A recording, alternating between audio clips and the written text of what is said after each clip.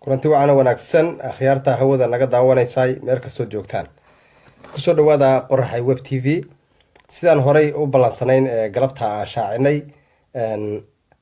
caawa waxaan soo bandhigi doonaa barnaamij ku saabsan qisana dhex martay la-aanta afka soomaaliga ee idaacadda b b c da shaqaalaha ka shaqeeya. mawduucan aan ka hadlayo wuxuu ku wajahan yahay shaqaalaha ka shaqeeya idaacadda, ma aha b b c da. wuxuu ku wajahan yahay dadka soomaalida ah ee sida xun u isticmaalaya warbaahinta waddankan britain. akhyaaray 14 bishii maarso 2017 xilligii abaaraha ay ka taagnaayeen iyo daacuunka laxaadka leh waddanka ogaadeniya ama guud ahaan geyga soomaaliyeed ayaan booqasho ku tegay xarunta idaacaddu ay ku taalo b b c da qeybta afka soomaaliga, oo runtii goob aada u weyna oo idaacado badan oo caalamka ka howlgalaan luuqadaha kala duwan ku baxa. goobtaa markaan gaadhay waxyaalihii aan kala kulmay, xaaladdu iyo wixii aan kala soo noqday ayaan xog waran idinka siinayaa, iyo sida shaqaalaha soomaalida ah ee u shaqeeya idaacadda ay sida khaladka u isticmaalayaan, iyadoo idaacadda ay leedahay waddankan britain laga leeyahay u k, haddana ay u isticmaalayaan qaabkii soomaalida dhexdeeda ahaa, ama ay ku tagrifalayaan maaragtay marin habaamin badan ay ku sameynayaan idaacadda b b c da laanta afka soomaaliga. oon ognahay hoosu dhac fara badan inuu ku yimid maadaama ay isticmaalayaan qaab runtii aada u foolxun oo maaragtay ficiltana oo aan soomaalida maaragtay runtii dhexdeeda ahaa yay la yimideen idaacado waaweyn oo dowlada ay leeyihiin. marka wacalaykum asalaam waraxmatullah, dhammaantiin soo dhawaada barnaamijkan isgaarsiiya haddii la yidhaha sii shargareeya. waxaan kala soo kulmay ayaan goordhow baan gelaynaa, telefoonkana waad igu soo weydiin kartaan wixii su-aalo ah iyo wixii aragtiya aad ka qabtaan dadka ka shaqeynaya idaacaddaas b b c da. idaacadda b b c markaan leeyahay b b c waxaa laga leeyahay waddanka u k, ma aha waxaan dhaleecaynayno idaacadda iyo dowladda leh. waxaa weeyaan waxaan dhaleecaynaynaa shaqaalaha soomaalida ee ka shaqeeya ee runtii u shaqeynaya sida khaladka ah weeyaan, oo runtii marin habaanin badanna ku sameynaya idaacaddaas iyo wixii dowladdan ay u abuuratay inay ugu shaqeyso. marka akhyaaray sheergareeya. marka intayna barnaamijka gelin waad igala qayb qaadan kartaan markaan warbixinta bixiya kadib. intay dad kusoo gelaya maan si arar baan sii bixinayaa, kadibna telefoonkaan idin siinayaa. warbixinta way gaaban tahay. 2 jeer ayaan tegey. markii ugu horreysay waraysiga layga qaadayey, markay soo dayn waayeen oo 2 maalmood kadib aan ku noqday wixiina dhex maray. waxaasoo dhan oo waxaan hayaa recordina shaksiyaadka hor istaagay sida cad iigu sheegay inay markii dambe iskaba caddaystay inay u shaqeynayaan ethoobia. run baan idiin sheegayaa, waana soo bandhigayaa shaksiga isaga ah. marka waxaa weye ummadda soomaaliyeed meelo badan ayay caalamka u shaqo tagtay. idaacadda v o da rag badan oo soomaaliya ka shaqeeya, walow lagu tirinayo de inay gacan bidixayn la leedahay xukuumadda ethoobia v o da, haddana waxa weye waxyaalo fara badan ayay kaga duwan tahay idaacaddan. waad ogtihiin qorile gabadhii laga wareysanayey xilligii maaragtay daacuunka faraha badan idaacadda ayaa soo bandhigtay. waxay ahayd 4 maalmood kadib aniga markii waraysiga laga qaaday ee qoladan xayiraadda ay ku sameeyeen. wacalaykum asalaam waraxmatullahi wabarakaatu. aad baan idin salaamaya dhammaantiin.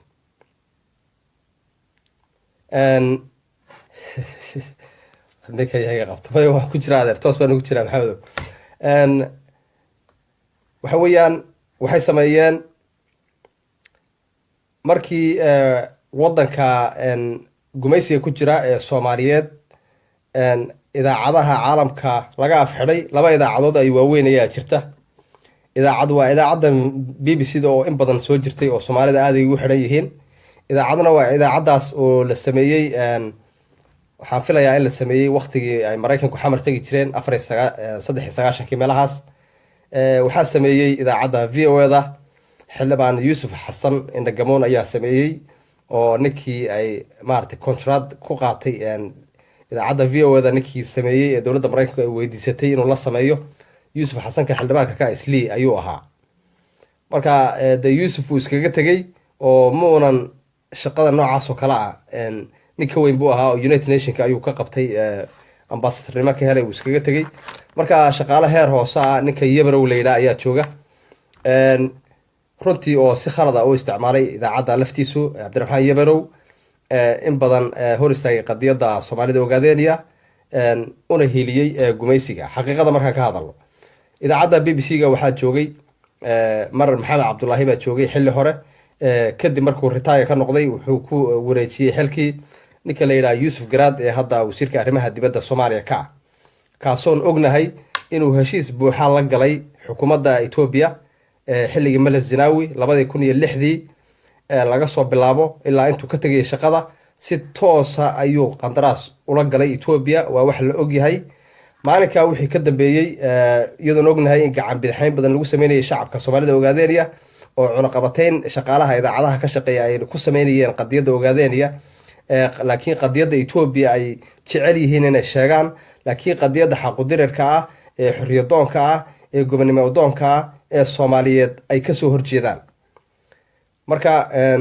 yuusuf garaad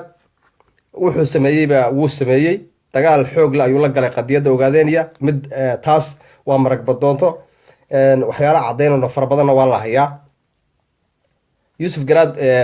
wuxuu dooniba ha ahaada meeshii uu ka tegey. meles zinaawina wuu baktiyey ninkii heshiiska uu la galay. hadda ayaan u geli doonaa barnaamijkeena. waxaa jooga nin la yidhaha farxaan jumcaalaha jooga oo idaacadda runtii tiamka soomaalida horjoogo u ahaa, laakiin idaacadda qof kale ayaa haystay. hadda nin ayaa laga soo bedelay nairobi la yidhaha cabdulaahi sheekh cabdirasaaq ayaa hadda qeybta manager ka ah idaacadda oo ah nin reewajeer ah kuna soo korayay magaalada garissa waxaana ku bartay magaalada garissa. waxa weeyaan marka aada ogtihiin idaacadaha dowladaha maraykanka iyo ingiriisku ay leeyihiin iyagu dad soomaaliya ayay shaqo u qorteen inay uga shaqeeyaan qeybta ay wararka sii daayaan danahooda ay maataqa ka leeyihiin geeska africa. laakiin qoladan soomaalida ee hadda uga shaqeynaysa waxay u isticmaalayaan dhinacii xumayd ayay u isticmaalayaan, dhinacii qabyaaladda, dhinacii gumaysi jacaylka, dhinac adiga xifaaltanahoo magaca macnaha nacayb ku dheehan tahay ayay u dhaqmayaan. waxaa jirtay 2006 bishii November 15 barnaamij aan ku qabanay baarlamaanka waddankan ingiriiska in aan qoraal u diray qeybta ugu sarreysa b b c da. waxaa noo imanayay wariyihii martin swedishka ee etoobiya ee maarta soo dhibaateyn jirtay xagga xabsiga kusoo galay gumaysiga etoobiya. marka waxaan idhi waa inaad nagala soo qeyb gashaan. si officiala ayaa looga soo amray xafiiskooda kore ayay noo yimideen. muddo waxaan dhannayn 4 daqiiqo ayay kasii daayeen barnaamijka. waxaa dhacday idaacadda v o du inay nagala soo qeyb gashay iyaduna aan qoraal u diray xafiiskooda guud naloo soo diray ridwaan xaaji cabdi. si sharaf leh ayuu ninkaas runtii barnaamijka noogala qeyb qaatay oo usii daayay. barnaamijyadeenana waxay ku salaysan yihiin arrimaha humanitarianka ama loo yaqaano xagga xuquuqul insaanka. keliya waa human right issue ayaan ka shaqeynaa oo waxaan u shaqeynaynaa gaboodfalka iyo dhibaatada lagu hayo ummadda soomaaliyeed ee gumaysiga ku jirta. xaaladda haddaan u gallo waxa weeyaan marka aan booqashada ku tegay 11 iyo barkii subaxnimo xafiiska laanta afka soomaaliga ee b b c da waxyaa raalli ahaada waxaan soo qaadayaa kaarhkii ayaan soo qaadayaa. aan soo ilhoobay kaarhkii aan ku galay idgii lai sameeyey maalinkaas ayaan soo qabanaya. marka waxay raalli ahaada.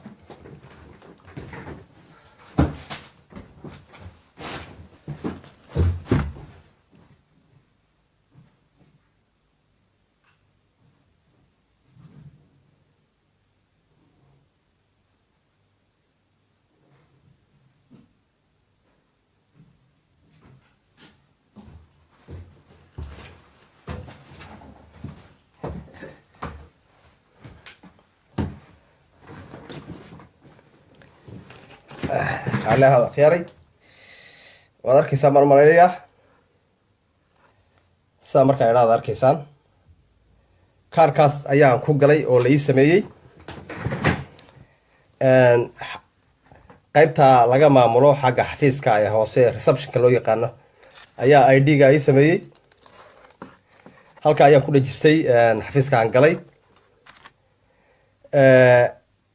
12 barkii subaxnimo gabdhaha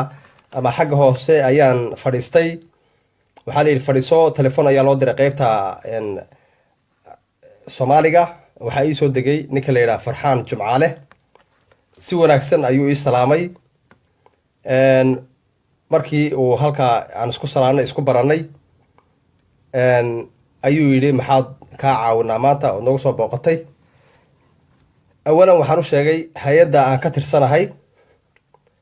oo u dooda xuquuqul insaanka ayaan u sheegay wuu aqoonsaday su'aalu ii weydiiyey wuxuu yidhi urur maad ka tirsan tahay mise dowladda Soomaaliya iyo waxaas waxaan ku yidhi wax dowladda kuma hadlayo urur kuma hadlayo waxaan ku hadlayaa hay'adda xuquuqul insaan afkeeda ayaan ku hadlayaa community-na kuma hadlayo maxaad ka hadlaysaa waxaan ka hadlayaa oo rabaa inaad iga wareysataan oon kusoo talagalay abaaraha inaan ka hadlo weliba waan u sheegay anoo iska ilaalinaya magaca Ogaadeenya oon ogahay in haddii la sheego ay ku caaronayaan ayaan waxaan idhi xilliga shanaad ayaan ka hadlayaa abaarta ka jirta niyo arrin fiican buu yidhi wuu soo dhaweeyey xagga Quraan isla tagnay xafiiskoodii markaan tagnay ayuu yidhi nin baan kugu soo xidhayaa waraysi kaa qaaday kolley wuu daawanayaa haddana waa laga yaabaa inuu ku jiro Farxaan waan fadhiyey markaan qiyaasii fadhiyey nus saac oo 12 noqotay ayuu ninii keenay la yidhaah Cabdullaahi Sheekh Cabdirasaaq la yidhaah ayuu ii keenay wuxuu yidhi ninkan waraysiga kaa qaadaya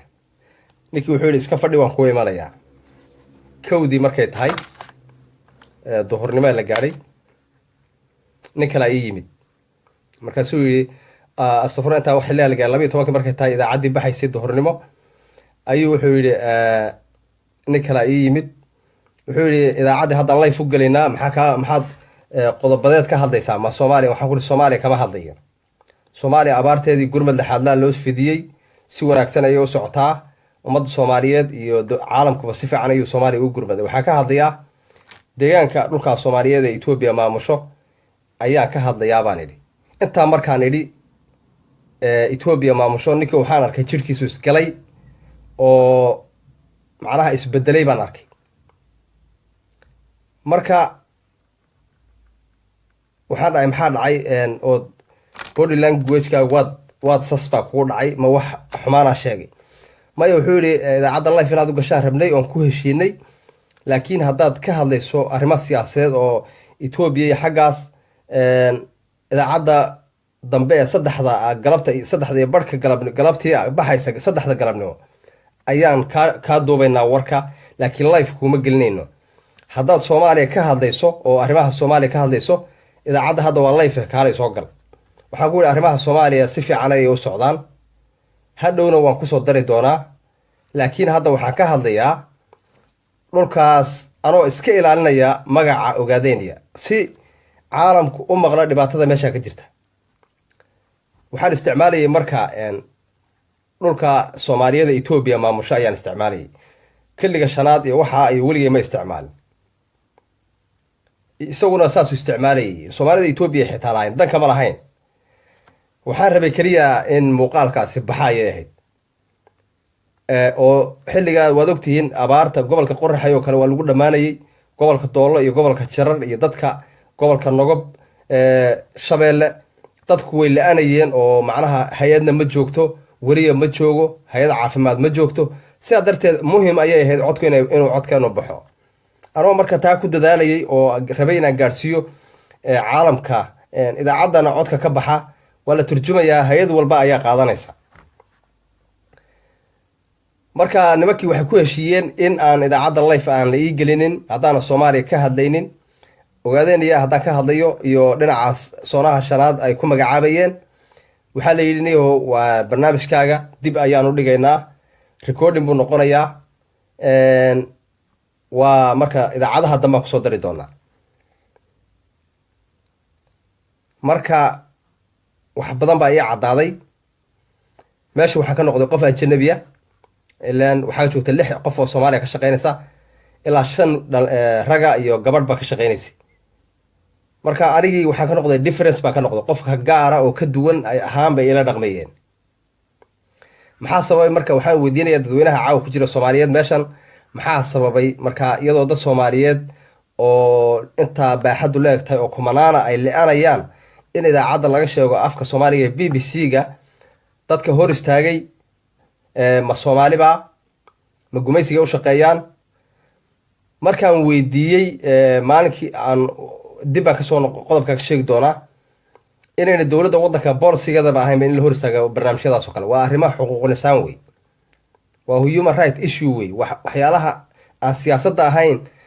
waxba lama gelin karo cidhiidhi marka waan iska sugay shib baan iska yidhi qaday tagayeen markii xilliga qadada la gaadhay waxay dhaheen mana raacaysaa mayaan idhi meesheedii baan iska fadhiyay ku tukaday way soo noqdeen 3 iyo barkii markii la gaadhay hadda maalin dhan baan ku qaatay meesha ogaada idaacadihii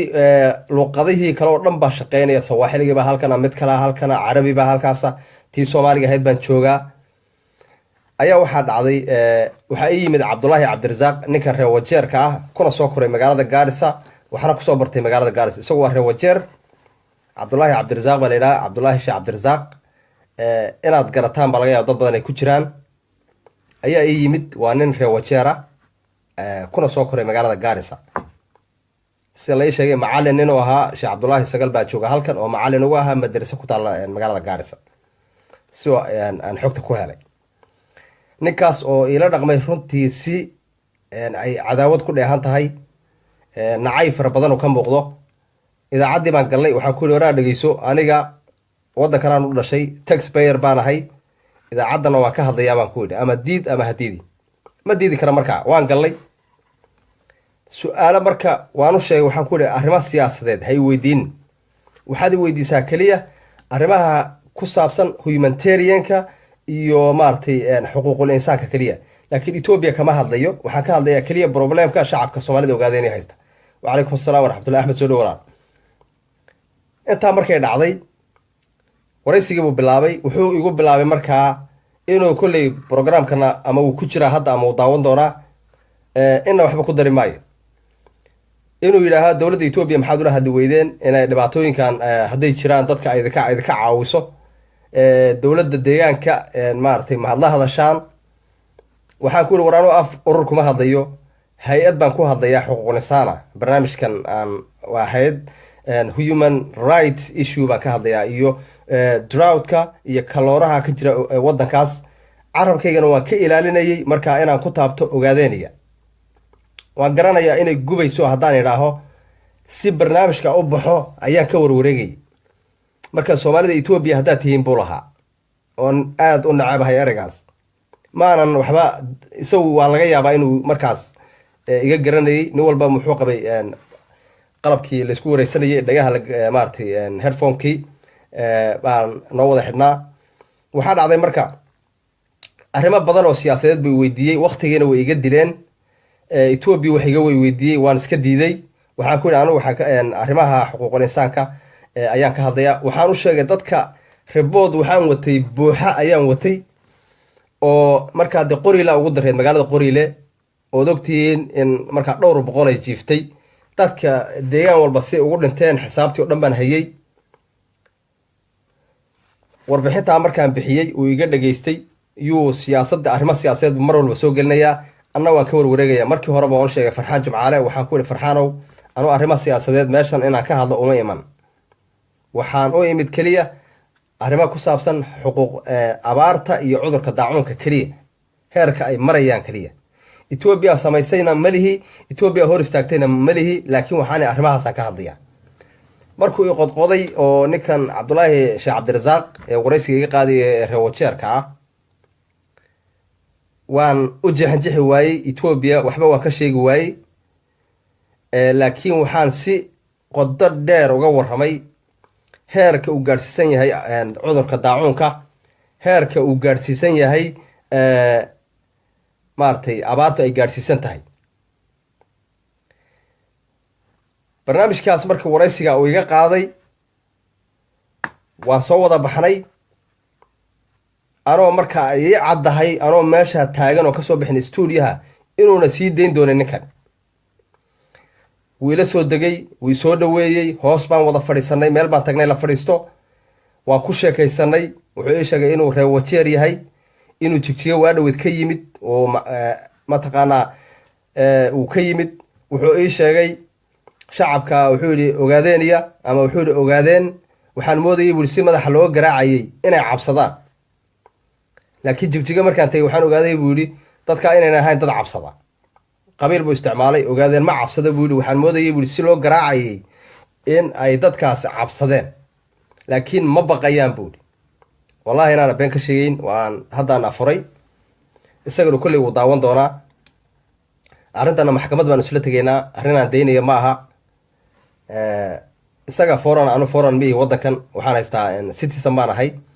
wuxuu joogaa 8 bilood buu joogaa waddanka shaqa u yimid wuu noqonayaa marka jigjigaan tagay buu yidhi dadka soomaalida ogaadeen iyo halkaa joogtana dad baqa ma aha waxaan islahaa buu yidhi ninkaas si u hadlay dhegeysta waxaan islahaa buu yidhi sidii madaxa looga garaacayay weliba ogaadeen buu yidhi sidii madaxa looga garaacayay waxaan islahaa buu yidhi way qabjabeen hadalkaasuu isticmaalay waxaa markuu iiga dhacayo waxaasoo dhan waxaan ku yidhi anu qabiilka ma ihi ogaadeen ma ihi ogaadaan soomaalida kalaan ahay laakiin arrimaha xuquuqul insaanka ayaan ka hadlayaa sidaas markuu galay badda markaa weeyaan marka wuxuu leeyahay waxaan moodayay buuhi ogaadanka sidii loo garaacayay inay hadda qabjabeen oo wuxuu yihi la qabjabiyey oo laga adkaaday oo la bahdilay laakiin markaan jigjiga tegay buu yihi waxaan ogaaday buu yihi dadkaa dada baqaya ma aha waa dad wuxuu yihi aada u kabiir badan gumaysigana ma ogola gumaysi muuna isticmaala wuxuu yihi Ethiopia ma ogola dadka wax walba waa lagu sameeyey dad leecayana ma aha intaas waa xogaan idin siinayo waxa weeyaan waan sheekaysanay waraysigan goormaad sii daynaysaa baan yidhi horta wuxuu yihi telefoonkayga qoro lambar wuxuu ii qoray aan jiran buu ii qoray xaqiiqatan baan idin sheegaya lambar aan shaqaynaynin ayuu ii qoray wuxuu yihi idaacadda beriga subaxi baxaysa ayaa barnaamijka waan idhid garaynaynaa waxaan ku yihi wax siyaasada weliba hadday ku jiraan ka bixiya laakiin inta xuquuqul insaanka ku saabsan maartay ilaa waa ilaa sii daa waa dalkaagii waa ummad soomaaliyeed qabiil ha fiirinin waxaad fiirisaa ummadda soomaaliyeed ee la go-doomiyey runtii dhinac walba laga go-doomiyey dartooda usii daa adoo soomaaliya maantana qalinka haya idaacaddana manajerka ka ah qeybta stuudiyaha ee idaacadda ay ka baxdo waan sii daynayaa buu yihi aniga Ethiopia wuxuu yihi heshiis lama gelin waxba nagama dhexeeyaan waan sii daynayaa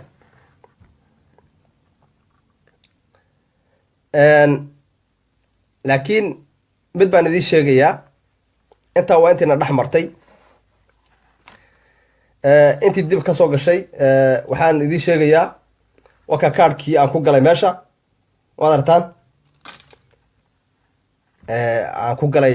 xafiiska maaragtay stuudiyaha maaragtay qasab markaad galaysa waxaa lagu sameynaya kaadhka lagu sameynaya markaan idaacadda ku jiray raggaa soomaalida ka shaqaynayaan laylama hadlaynin nin walba uu iga cararayay oo mataqaanaa waxaad moodaa inaan qof ajnabi ahay ilaan ogaadeen ayaa ka hadlayaa baan idhi run baan idiin sheegayaa anuu ma jecli qabiil inaan sheego ragga soomaalida ka shaqaynayana laba deegaan ayay kasoo jeedaan keliya marka iyadaa raggaan ugu tegay idaacadda laba deegaan oo dhulka soomaaliyeeda ayay kasoo jeedaan qabiilka inaan ku hadla ma aha laakiin wayna garanayaan waxaan ka hadlayo inay ifahans rag badanna oo meesha joogana dabcan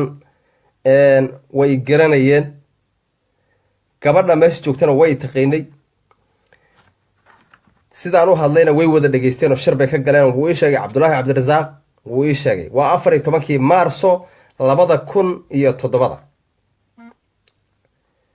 waxaa dhacay waraysigii waa la sii dayn waayey 16 bishaan ku noqday hoos baan tegey gabdhihii baan la hadlay receptionka joogay Soomaali maaha waa gabdho caadi ah oo maartay wadankan u dhashay iyo gabdho kale oo maartay Afrikaana waxaan ku yiri qaybtaasaan u socdaa telefoonadii intaana horta gabdhaha u tagin yaa markaan BBC da meesheeda imid intaa waan soo garaacayay labadii maalmood ee aan ka maqnaa ee waraysiga laga qaaday telefoonkaygii baa ku batay hoos markaan imid way dareemeen inaan meesha joogo telefoonkii bay ka jawaabi waayeen waxaa marka ka shaqeynaya buildingka oo idaacadda maartay maca telefishinkii weynaa baa meesha jooga laba wiil oo Soomaali ah oo runtii Soomaalinimadooda ay aad u sareyso oo security ka shaqeynaya meesha mid kamid ah intuu xanaaqay wiilashii iyo xagga kora foolay wuxuu yiri wiilkii markii aad waraysiga ka qaadeen ayaa xagga hoose jooga telefoonkiina ma qabanaysaan isagiina wuu idin la soo hadlay receptionkiina wuu idin ku daalay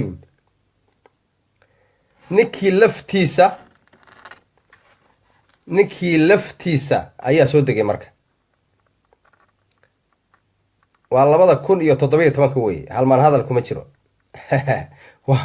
waa March bishii hadda la soo dhaafay weeye 2017 weeyaan sorry waa ka xumaay ninkii laftiisa waraysiga iga qaaday Cabdullaahi Sheekh Cabdirasaaq ahaa baa ii soo degay oo wajigiisa bedelan yahay meel la fadhiistaa jirta xagga receptionka waa fadhiisanay waxaan ku yiri soo nabad maaha nabad maxaad u timid buul markaasaan de waraysi baad iga qaadeen dadkii way dhibaataysan yihiin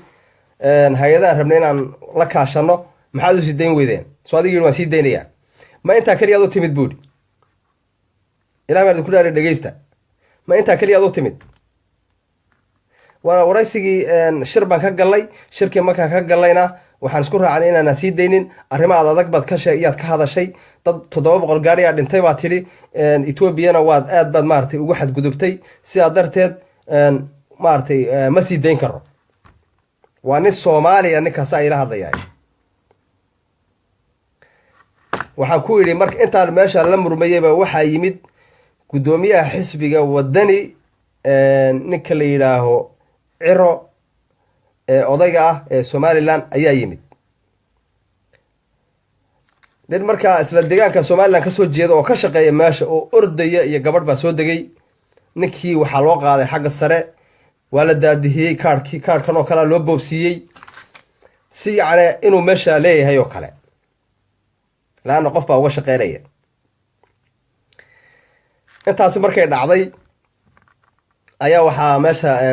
cadaatay ninkii dood adag baan dhex martay waxaan ku yiri waraysiga maxaad iga qaadaysi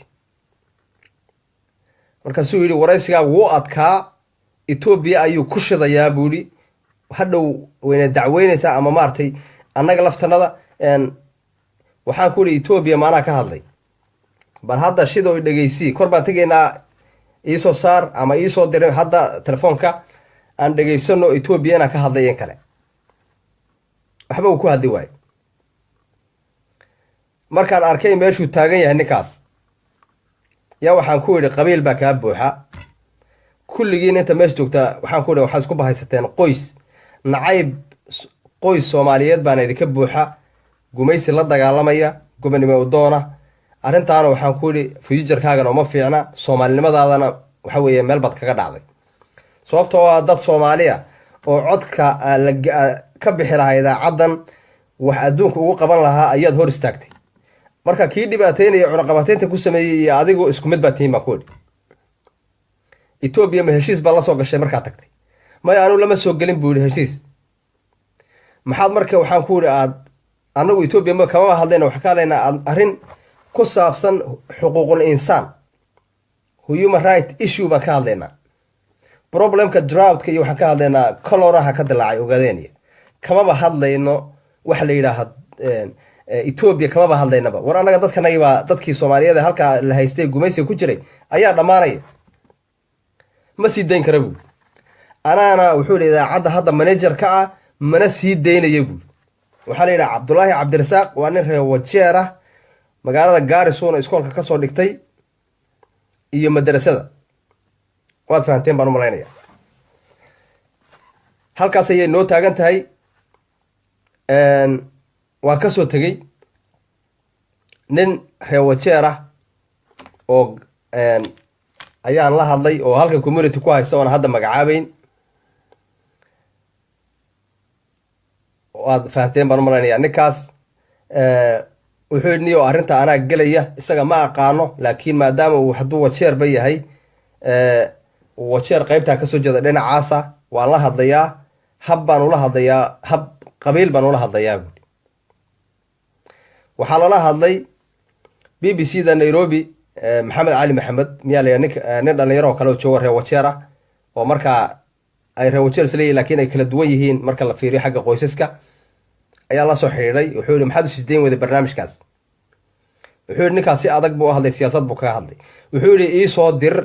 codka aan dhegeysto. hadde wuxuu yihi meesha dhibaataa ka taagane annagaaba warkaa raadinayne, bal warkaa noo soo dir. ninkan markaa halkan joogay communityga haysta, ninkan arrintan dhex galay anoo rabay arrintan weli way socota boroska xagga dowladda inaan maarata ka maro, ayaa waxaa dhacay ninkana wuxuu yidhi niyahow arrinta dacwo gaadhin iyo sharci, ninkan hab soomaalida ay u wada hadashaan ula hadlaynaa, annaga noo daa. nimankii markaa arrintaas aan u daynay ayaa maaratay khaladaad sameeyey, oo barnaamijkan inuu heerkaa soo gaadho maanta bishii 6aad ayaa maaratay sii dhammaanaysa. bishii 3aad bayna ahayd. broseska markaa halkaasuu marayaa. dhinacan sharciga haddaan eegno iyo xagga dowladda meel adag ayay maraysaa. kamana hadhayna arrintan. idaacaddan marka inay qoysas soomaaliyeed leeyihiin oo keliya danahooda ay ka sheegtaan, etoobiyana ay ugu shaqeeyaan, waa in la ogaada. idaacadda ingiriis baa iskale, ma dhaleecanayna anagu b b c da.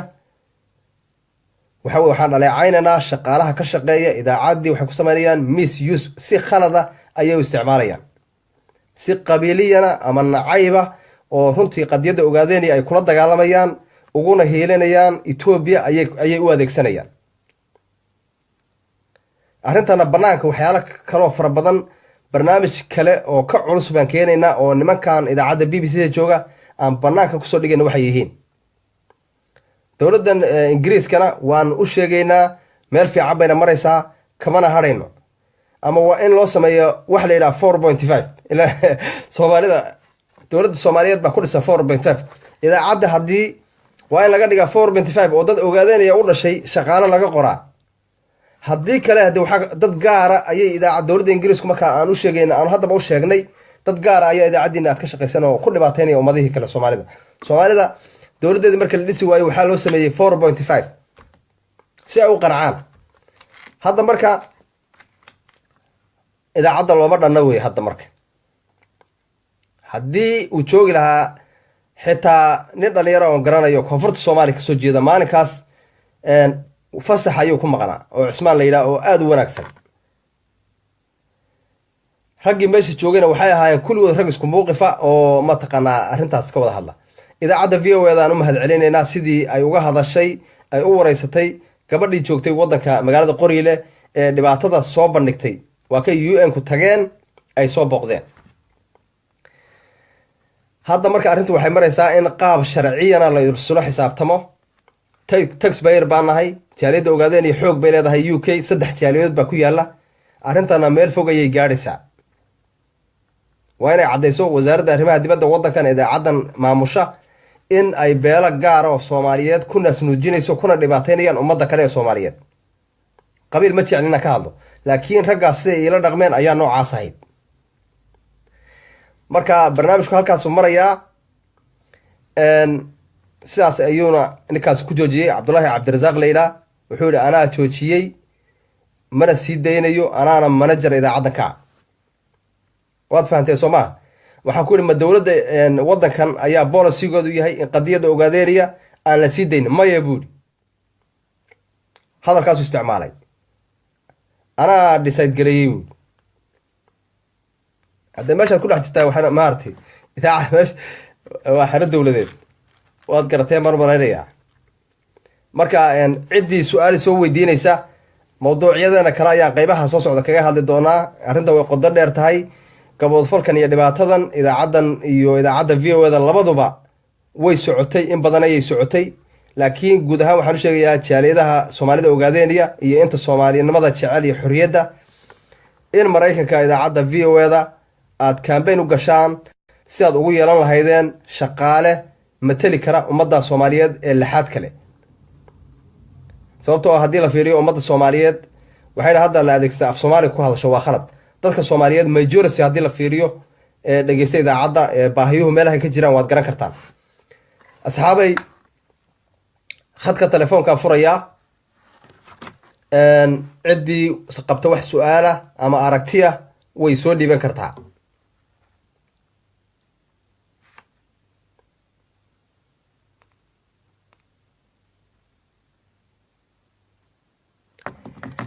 waxa weeyaan intaas ayaana kala dhex martay nimankaa shaqaalaha ah. idaacaddan dowlad baa iskale, dowladdaana ummadda soomaaliyeed kuley daraheeday ku fushanaysaa, laakiin ummadda soomaaliyeedna howlo badan oo adeega way u qabataa idaacaddu, laakiin si khalada ayaa loo isticmaalayaa. si khalada ayaa loo isticmaalayaa oo weliba qandaraasya laga yaabaa inay ay jiraan ay la galeen gumaysiga. ninkii marka idaacadda ka shaqeeya ee isagu isle ku dhibaatee qadiyadda ogaadeynaya may u suurto gelaysaa. in badan ayay soo suurto gashay, laakiin arrintan arrin soconaysa ma aha. waan ka soo horjeednaa dhammaan ummadda soomaaliyeed meel kastay joogaan in la dhibaateeyo, in la xaqiro, in loo qabto gumaysiga oo mataqaana afka looga xidho, oo la diido in la maqlo dhibaatada lagu hayo. inaad qariso ood wanaagga kaliya etoobiya sheegto, laakiin xumaanta ay etoobiya sheegayso inaadan sheegin waa arrin aada u foolxun, soomaalinimo ka baxa, dembina noqonaysa. marka waxaan jeclaan lahaa telefoonka inay telefoonku wuxuu ku qoran yahay muuqaalkan hadda aan ka hadlayo ayuu korkiisa ku qoran yahay. waxaan jeclaan lahaa inay soo qoraan howlwadeenka qoraxay inuu maxamed soo qoraan jeclaan lahaa.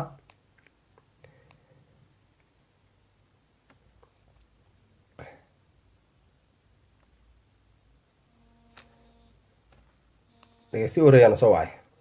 asalaamu calaykum. waxaan jeclaan lahaa inay soo qoraan. assalaamu calaykum. soo dhawo saaxiib, meeshaad naga soo wacisay magacaaga. asalaamu calaykum. wacalaykum asalaam waraxmatullahi wabarakaatu. waa magaca walaal magacaygu waa rabiic sheekh axmed sayid. rabiicow soo dhawow. waxaan kaa soo wacayaa norway. ku soco barnaamijka walaalo haddaad aad la socotay. xamse walaal arrintan mar hore ayay noo ekayd meeshan idaacadahan iyada b b c da iyo v o da labadaba aad baan ugu dulmannahay.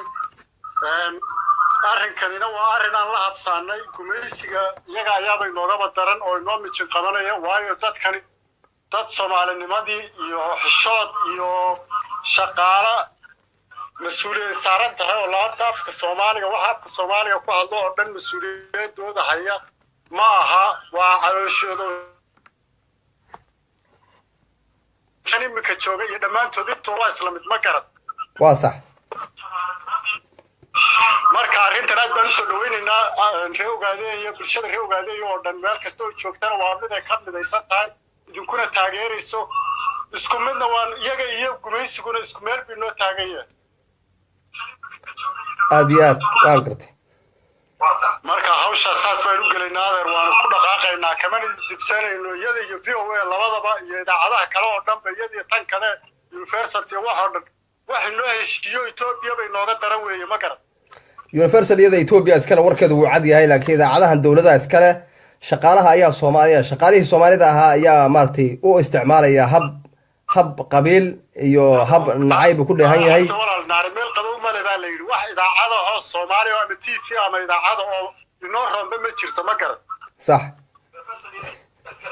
marka waa saas weeye walaal, aad baan usoo dhaweynaya arrinta, waana kugu taageeraya insha allah biidnillah, waana guulaysanayna. aad baad mahadsan tahay rabiic, waan ku salaamayaa. waad mahadsan tahay walaalo. aragtida wanaagsan الله يسلمك الله waad maqashaan rabiic oo naga soo wacay Norway aragtidiisa uu ka dhigtay maartay ku aadan barnaamijkaas runtii ma aha inaan dhaleecaynayno idaacadaha dowladaha ay leeyihiin laakiin waxaan dhaleecaynaynaa shaqaalaha u shaqeeya sida khaladka u isticmaalaya assalaamu calaykum calaykum salaam waraxmatullahi wabarakaatu walaal soo dhowow magacaaga iyo meeshaad naga soo wacayso adoo mahadsan cabdullaahi norway aad baan idin salaamayaa barnaamijkana runtii waan ku dhowahay waan la socday runtiina maaragtay waa ku soco walaal hello asalaamu calaykum mee maqasho walaal waan ku maqlaa dhegeysto kalaa kaa horreeyey marka labadiina waa ku wada jirtaa maan filaya haye waan sugi marka aniga marka waa ma ku soco adaa ka horreeya ku soco haye anigu fikir ninkii hadda la dhiibtay fikirka ka duwan baan qabaa marka fikirkeyga xorma waa dhiiban karaa waad dhiiban kartaa fikirkaaga hadduu soomaalinimo yahay oo aad dhibaatada lagu hayo ummadaas aad ka hadlayso waan kusoo dhaweyneynaa laakiin wax kaloo gumaysi u xaglinaya baanaan ogolaanayn ma anigu gumaysi uma xaglinayo laakiin fikirkeyga saxdaa dhiibanaya iyo waxaan aaminsanahay ha waad dhiiban kartaa ha sax wey midda idaacadahana mid baan ka dhiibanayaa tan kalete ee arrinta gobonnimadoonka ee wadana mid baan ka dhiibanaya soo dhowo walaal aad iyo ku soco marka tan arrinta idaacadaha de waxaan ka dhiibanayaa de wadan kolley waxaa la joogaa dimuqraadi ah maxaan ku idhahdaa adduunyadana waxaa ka jira hadduu ruux wax uu kugu dhibsado meelaa laga dacwoodaa jira taas horta waa simbar waa sax idaacaddana waxay xaq u leedahay war aan ka fikarnayn ama war aan xaqiiqadiisa haynin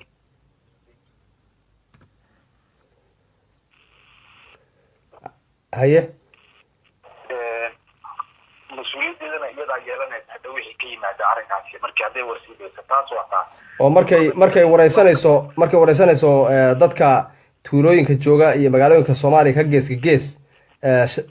maxay caddaynay u hayaan anigoo life la jooga oo hay-ad dhan ula socdo documentigii watay aqoonsigii markay meel wareysanayaan ama ruux ay teleefon u dirahayaan cid baa la joogta mas-uul uga ah aniga oo hay-ad u shaqeeya wadankan weliba caanka weliba baarlamaanka ka howlgasha oo mataqaan ayay diideen waraysigaygii oo aan broofkii u haya caddaynta si fiican baan ku aqaanaa waa arrintaa adigu nin idaacadaha dhan iyo dad badan yaqaanaan baa tahay nin kun qof ay yaqaanaan ma aqoon kama hadlaya walaal aqoon kama hadlaya waxaa ka hadlayay macnaha anigoo xamso iska socda maaha waxa aan waraysiga iga qaadan leeyahay anigoo shaksiya waxaa ku hadlayay title baan ku hadlayay title ay aqoonsadeen oo ay ogolaadeen inay waraysiga iga qaadaan okay taas waad ka dhiiban kartaan maxaan ku dhahdaa wixii dacwada ay ka qabtaan ruuxii idinka diidana dee xaq baad ula leedihiin inaad aad ka dhiidaysaan adu magacaagii horta meeshaad naga soo wacayso brother ana luxembourg baa idinka soo wacaya curi baa la dhahaa luxembourg waan arkaa luxembourg sax way isoo qorantay sax ma shaqaalaha b b c da tahay mise taageerayaashooda shacabaan ahay aniga shacabaan ahay iska dhegeysta laakiin ma ka hadlo badanaa waad mahadsan tahay laakiin suxufi baa tahay soo ma suxufi miyi waa nin shacab iska caadi wuxuu nidheeyo bana waad mahadsan tahay aad baa aragtida kaaga mahadcelinaya dhegeystaha kale aan u gudbaynaa soo dhawow saaxib norway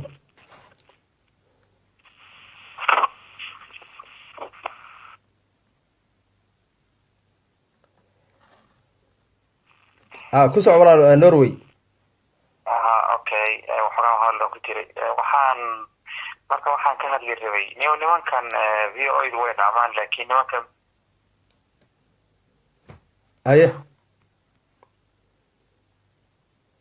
ku soco walaal ku soco okay nimankan b b c da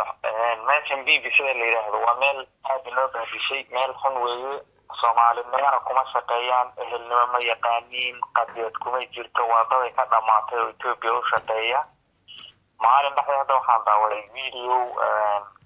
laga hadlayay dad abaaraha iyo wax noocaas ah bay ahayd marka wuxuu ka hadlayay etoobiya ka sheekeynayay sidii etoobiya uga sheekeynayay ninkan hadda farxaan la dhaho meesha haysta unbaa waxaan arkay dadkii oo soomaaliya ku hadlaya war dadkiisoo kan ma aha marka waxa weeyaan dadkaasi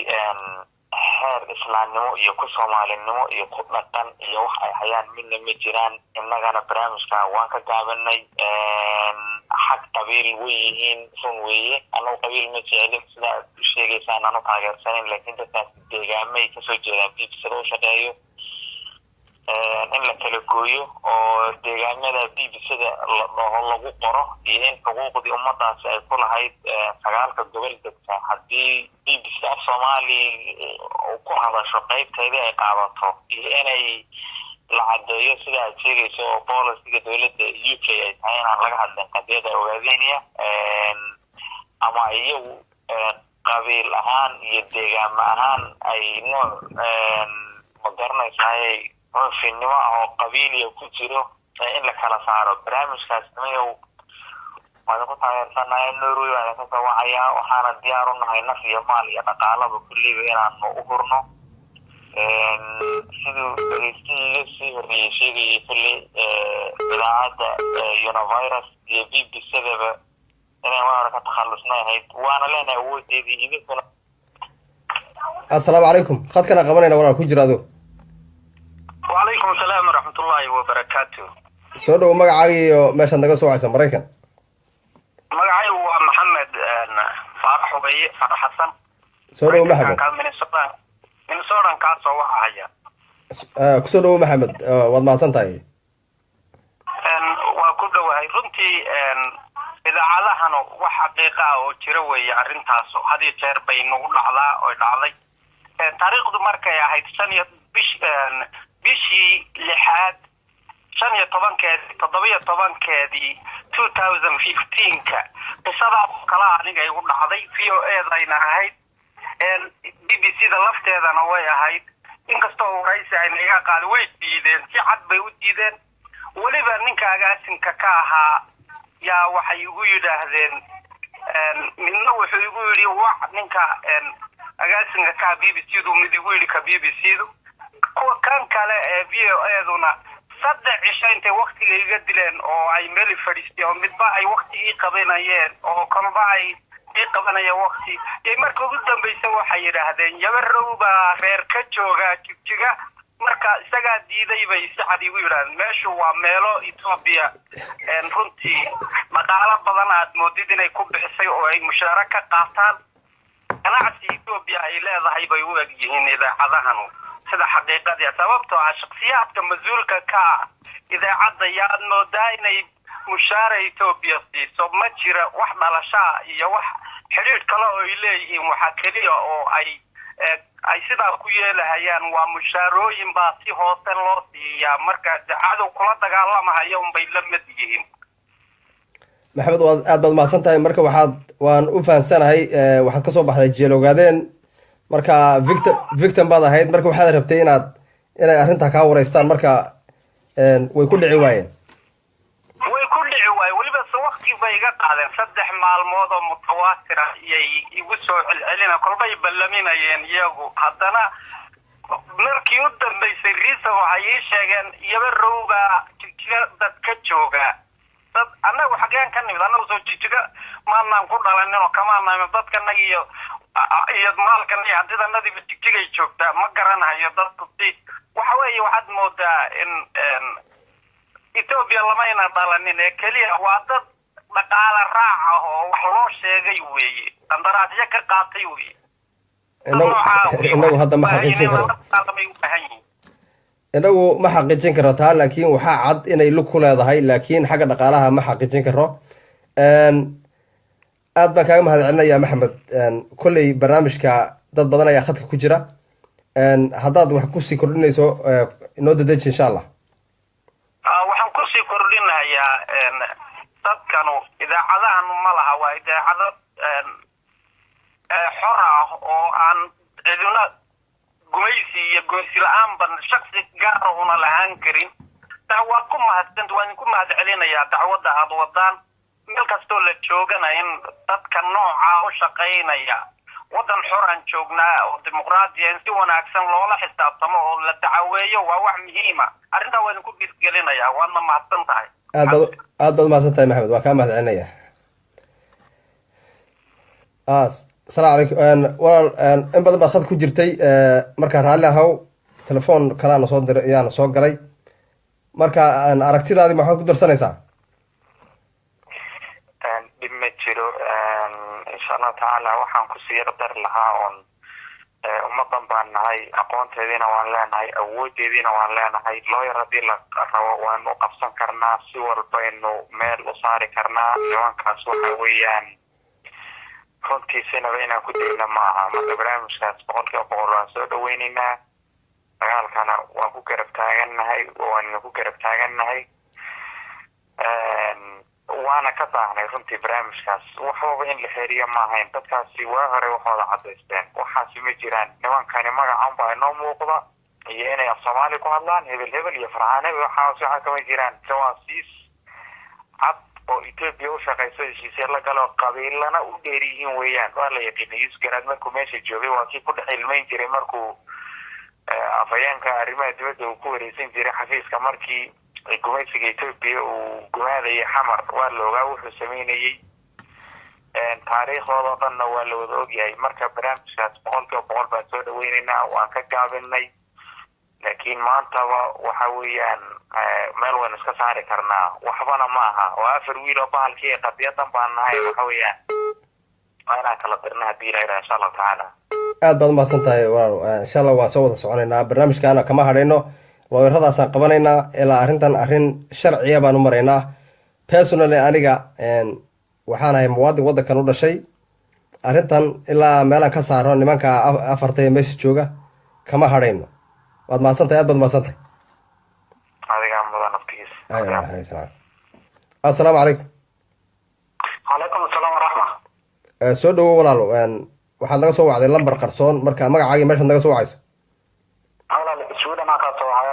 maxamed cabdullaahi baa la dhahaa maxamed cabdullaahi barnaamijka waad la socotay soo maha haa kolley xagga dambaa kasoo galay laakiin waa la socday markaa aniga hal ra'yiyaa wataa haye ra'yigaan watana kolley horta soomaalidaas dawladda Ethiopia laleeyahay ay haysato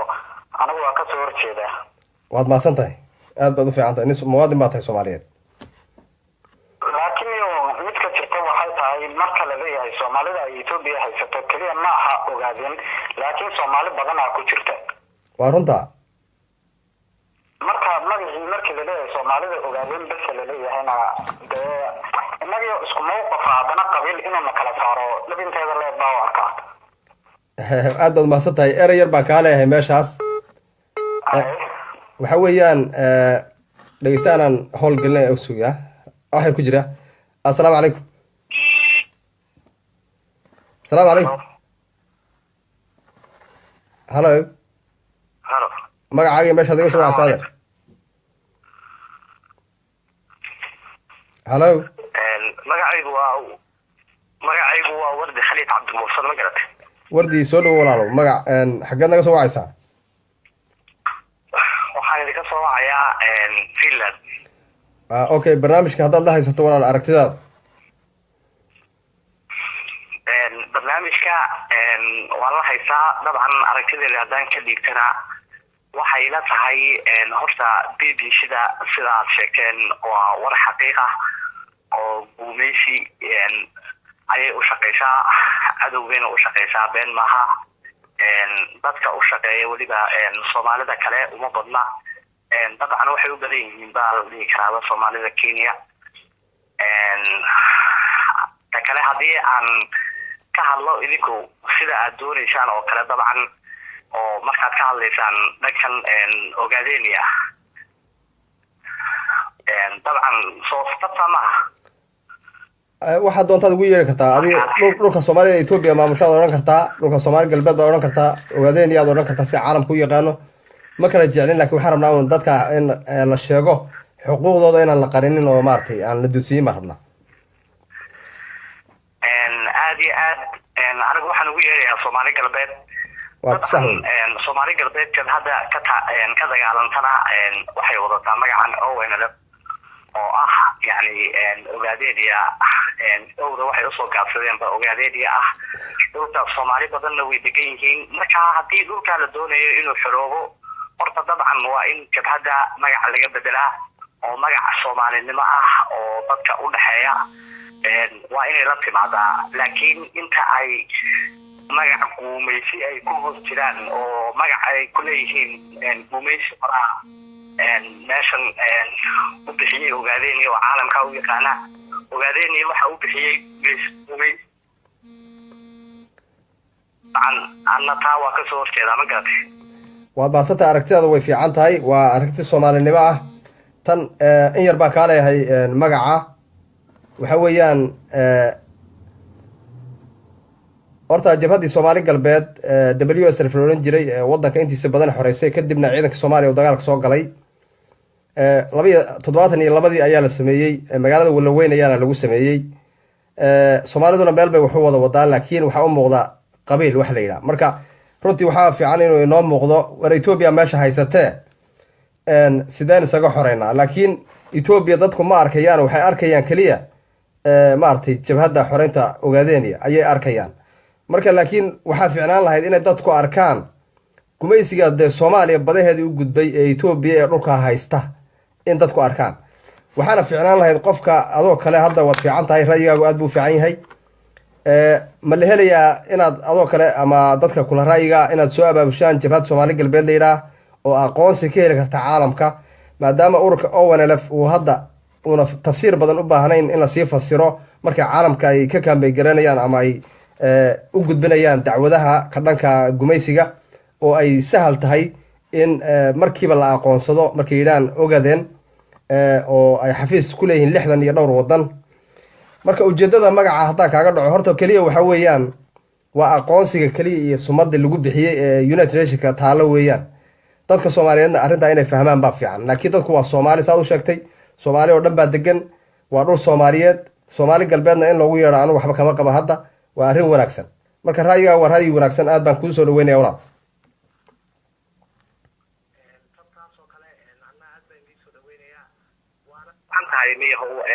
maadaama meeshan dadka Soomaalidu ay doonayaan in xornimo ay gaaraan يعني جبهة إن على جبهة درو طبعا anigu asal ahaantayda hadda awow waxaan ka soo jeedaa deegaanka Soomaalida Ethiopia inkastoo aan Soomaaliya ku dhashay ha oran adeer hal mida uu haysbarn carabkaaga ha barin anoo aad kaaga raali ah Soomaalida Ethiopia ka reeb waxa tira Soomaali galbeed hadaad ogaadeen aad kugu adag tahay aad okay waa runo kelmadaasi waa xaqiiq marka dhulka Soomaali galbeed baan asal ahaanteeda ka soo jeedaa gaar ahaan deegaanka Raaso marka dabcan aynu dhulkii wada xoreysano waa caqli laakiin jabhadana hal aasaaso oo dhulka hal xoreeyo anigu ka koobana assalaamu calaykum عليكم السلام ونيكي عرا وسعليه وخدتا يقع مركينا هذا الباقي وحرا هيا صعو ونيكي لوكسمبورغ جوجي waxaan rabaa laga soo alo dinaan adiga ku weydiiyo walaalo dad badan ayaa khadka noogu jira walaal soo dedeji waa dedejinaya labada su'aalood aan rabaa inaan ku weydiiyo waxay tahay waa wadankii dhibaatada ka jirta oo mar walba la sheegayo sax ma ka warhaysaa wadankii dhibaatada ka jirto intaas 7 milyan ama 6 milyan ee dheeraad wadankii joogto wadan walba oo aan Ingiriiska joogtana dhibaatada ka dhacda waa sax war haysaa wadanka nabadgelyada ka jirto maanta iyo sida dawladda deegaanka Soomaalida Ogaadeniya gobolka Ogaadeniya ay uga qaybsato xorriyadeeda iyo nidaamkeeda iyo sharciyadeeda ay gaar u tahay dadkeeda shacabkeedana ay u caawiso ma aaminsan tahay fikirkaadu ma aaminsan tahay inuu sidii beriga hore wax ka jireen ay wax sidii wax u jireen ay wax ka bedelan yihiin inta ma aaminsan tahay waa su'aal fiican waxaan haddaan ku soo koobo waxaa tiri dawladda deegaanka baa tiri Ogaadeniya ama dhulkaas ka jirta saaxiib horta waxaan maraynayaa xoog badan baa ka maqan laakiin ra'yigaagu aad buu wanaagsan yahay waana su'aal habboon inaad weydiiso inta aan ogahay xogaalnimadeyda maamulka horta ka jira kilka shanaad hadda ku magacaaban waxaa dhistay ururka ONLF dhisay manhajkiisa waxbarashada ee af Soomaaliga ururka ONLF dejiyay systemka markaa waxaa loo sameeyay oo in Soomaalidu danahooda ku gaaraan oo Ethiopia lagula sii shaqeeyo inta laga qaaday aftida ayaa loo sameeyay haddana waxa weye nidaamka meesha ka jira waa nidaam dad cuna oo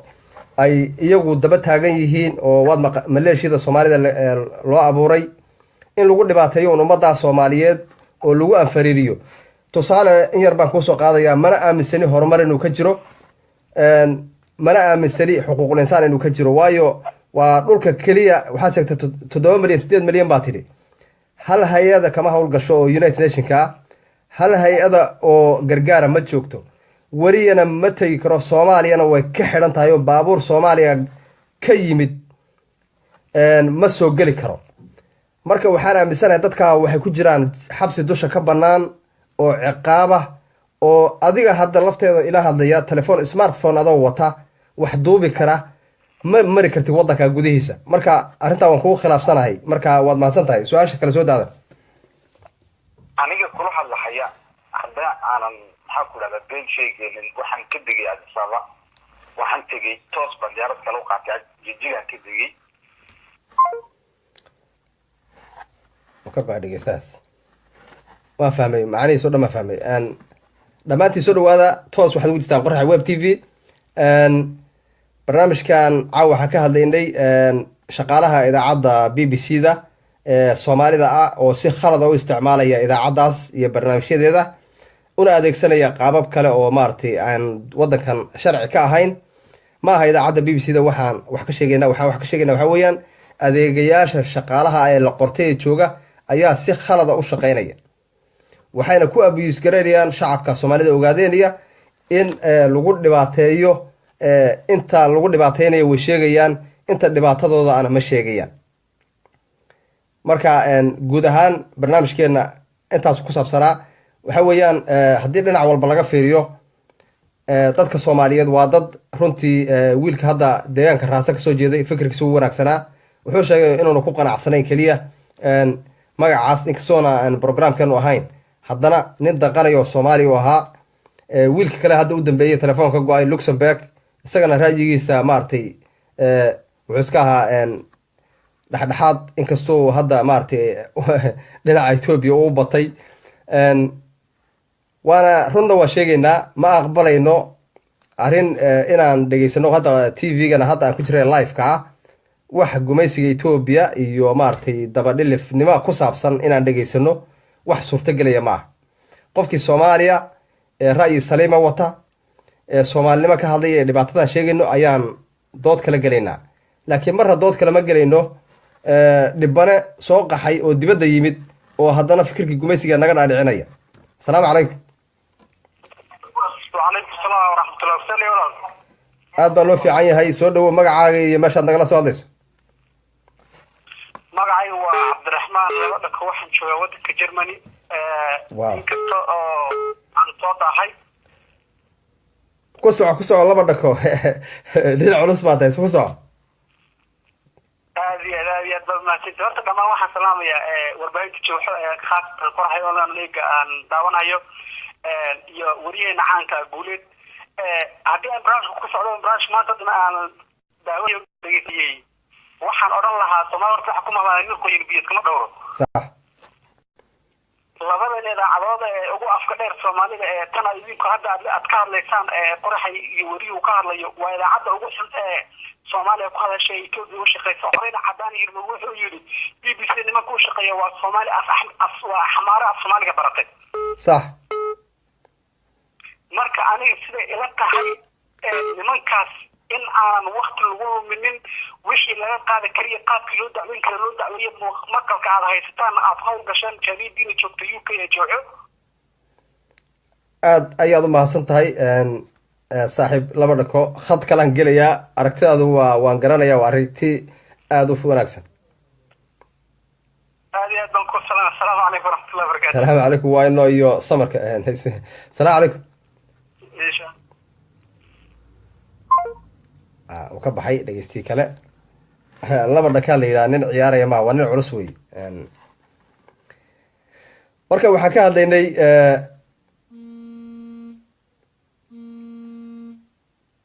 waxaan ka hadlaynay waxa weeyaan assalaamu calaykum. وعليكم السلام. magacaaga iyo meeshaad naga soo wacayso. magacay maxamed axmed soo cawda Minneapolis. soo dhow maxamed barnaamijka ku soco haddaad la haysatay. barnaamijka aad baan la socdood mahadsan tahay walaal. haye aragti baad qabtaa mise su-aal baad weydiinaysa? wax shalo xarbin ku weydiiyay su'aal. haye su-aasheedu waxay tahay in waxay ku saabsan tahay kasta ka baxsan tahay waxa maanta ka hadlayno. sax. tan waxa jeclaysteen ku weydiiyo ka waran wax barnaamijka ka baxsan inaad weydiiso.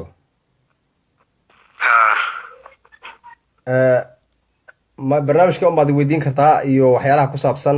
gumaysiga Ethiopia iyo dhulka dhibaatada ku hayo waad weydiin kartaa laakiin wax personal weyn. hayo walaal mahadsan tahay. assalaamu calaykum.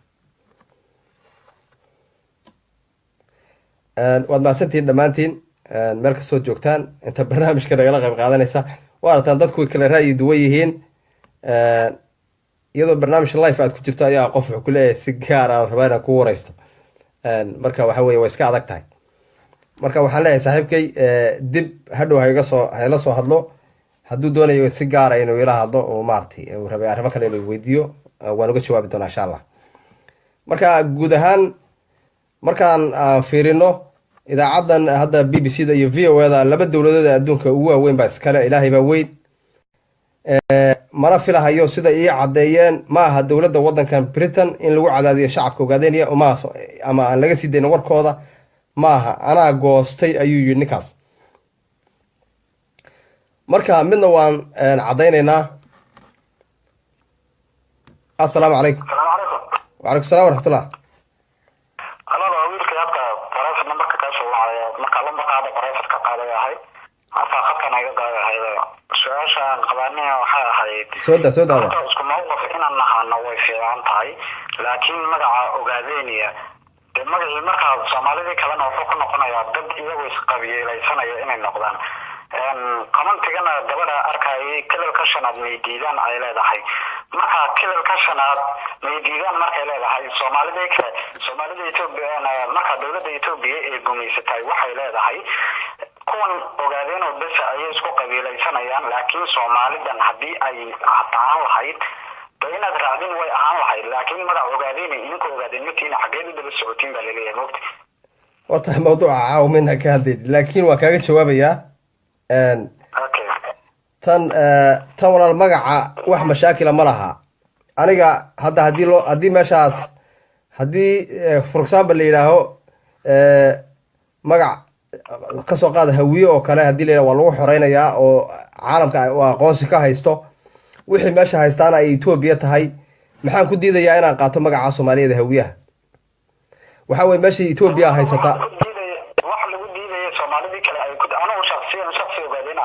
laakiin Soomaalida kale ee la gumaysanayay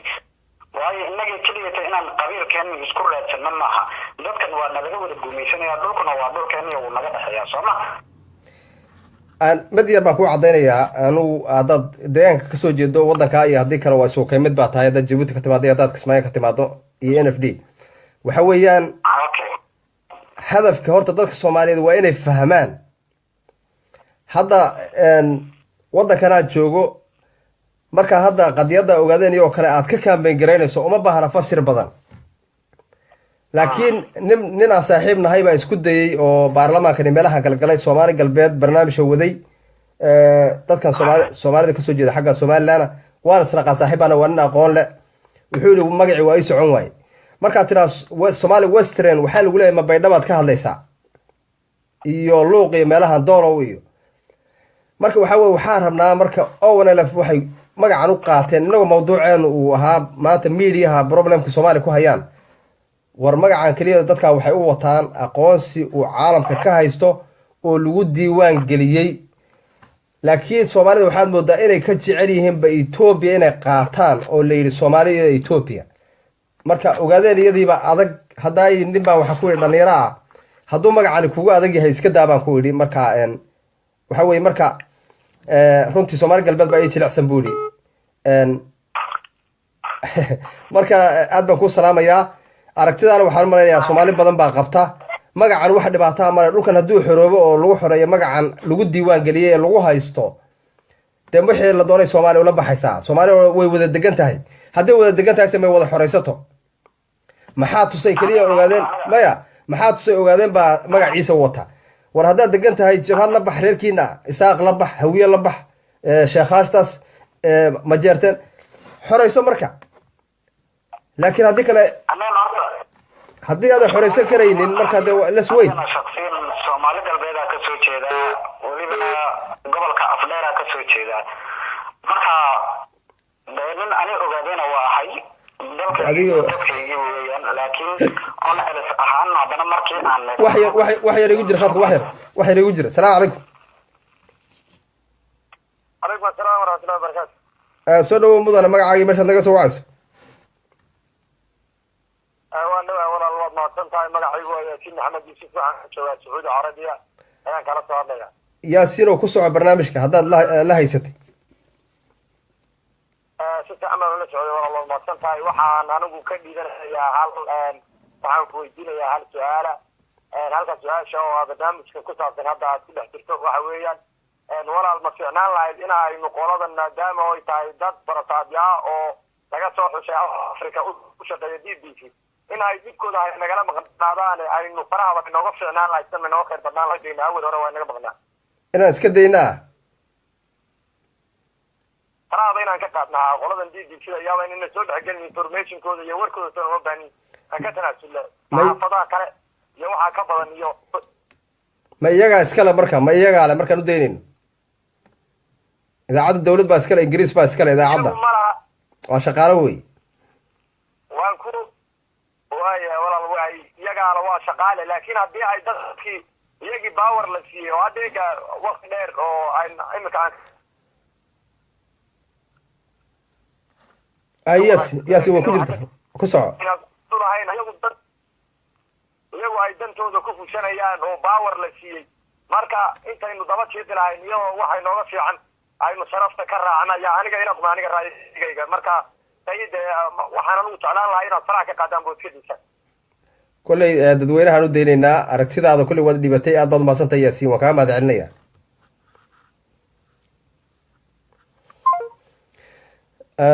waad maqashaan aragtida shacabka kala duwanana soo wacaya qaar baa ku mashquulaya magac iyo maaragtay wixii lamid ah magac bay ku mashquulayaan assalaamu calaykum halo asalaamu calaykum wacalaykum assalaam waraxmatullahi wabarakaatu magacaaga iyo meeshaad naga soo wacayso walaal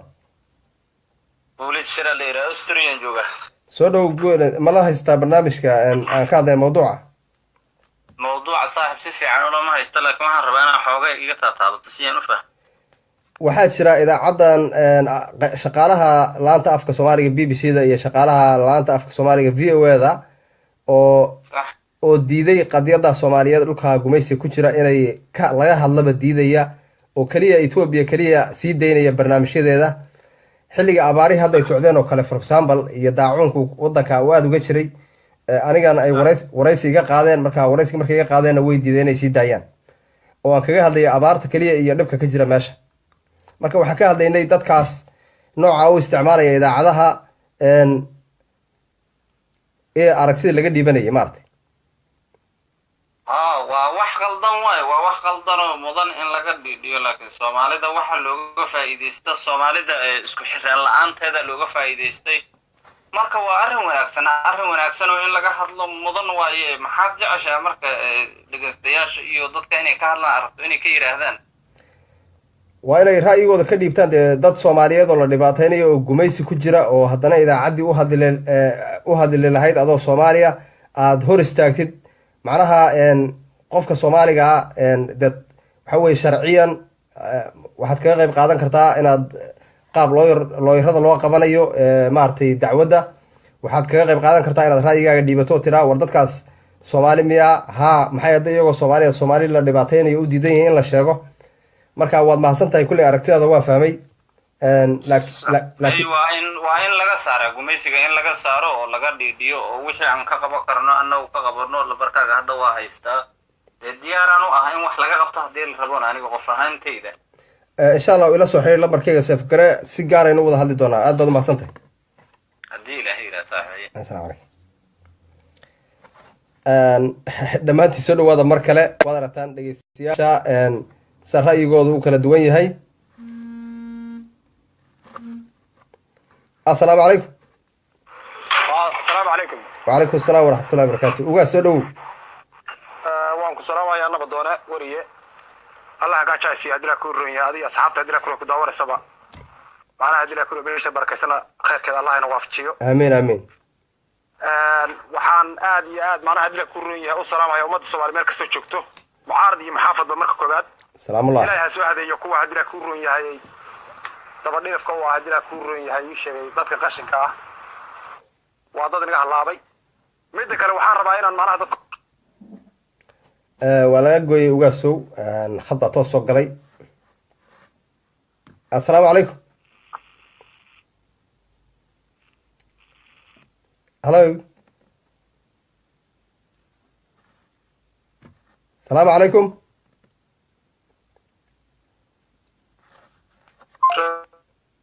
lambarka hadduu kusoo celiya mar dambe waan blogaraynayaa marka wuu dhegeysanayaa. ugaas ku soco.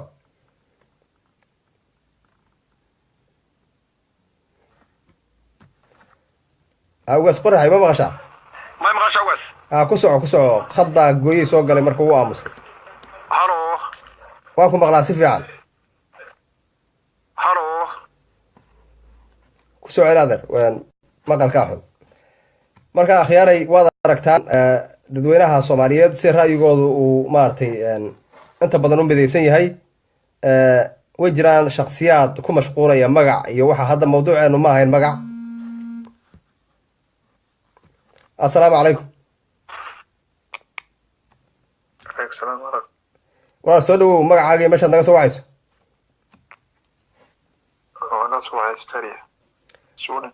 okay ma aragti baad yaad qabtaa mise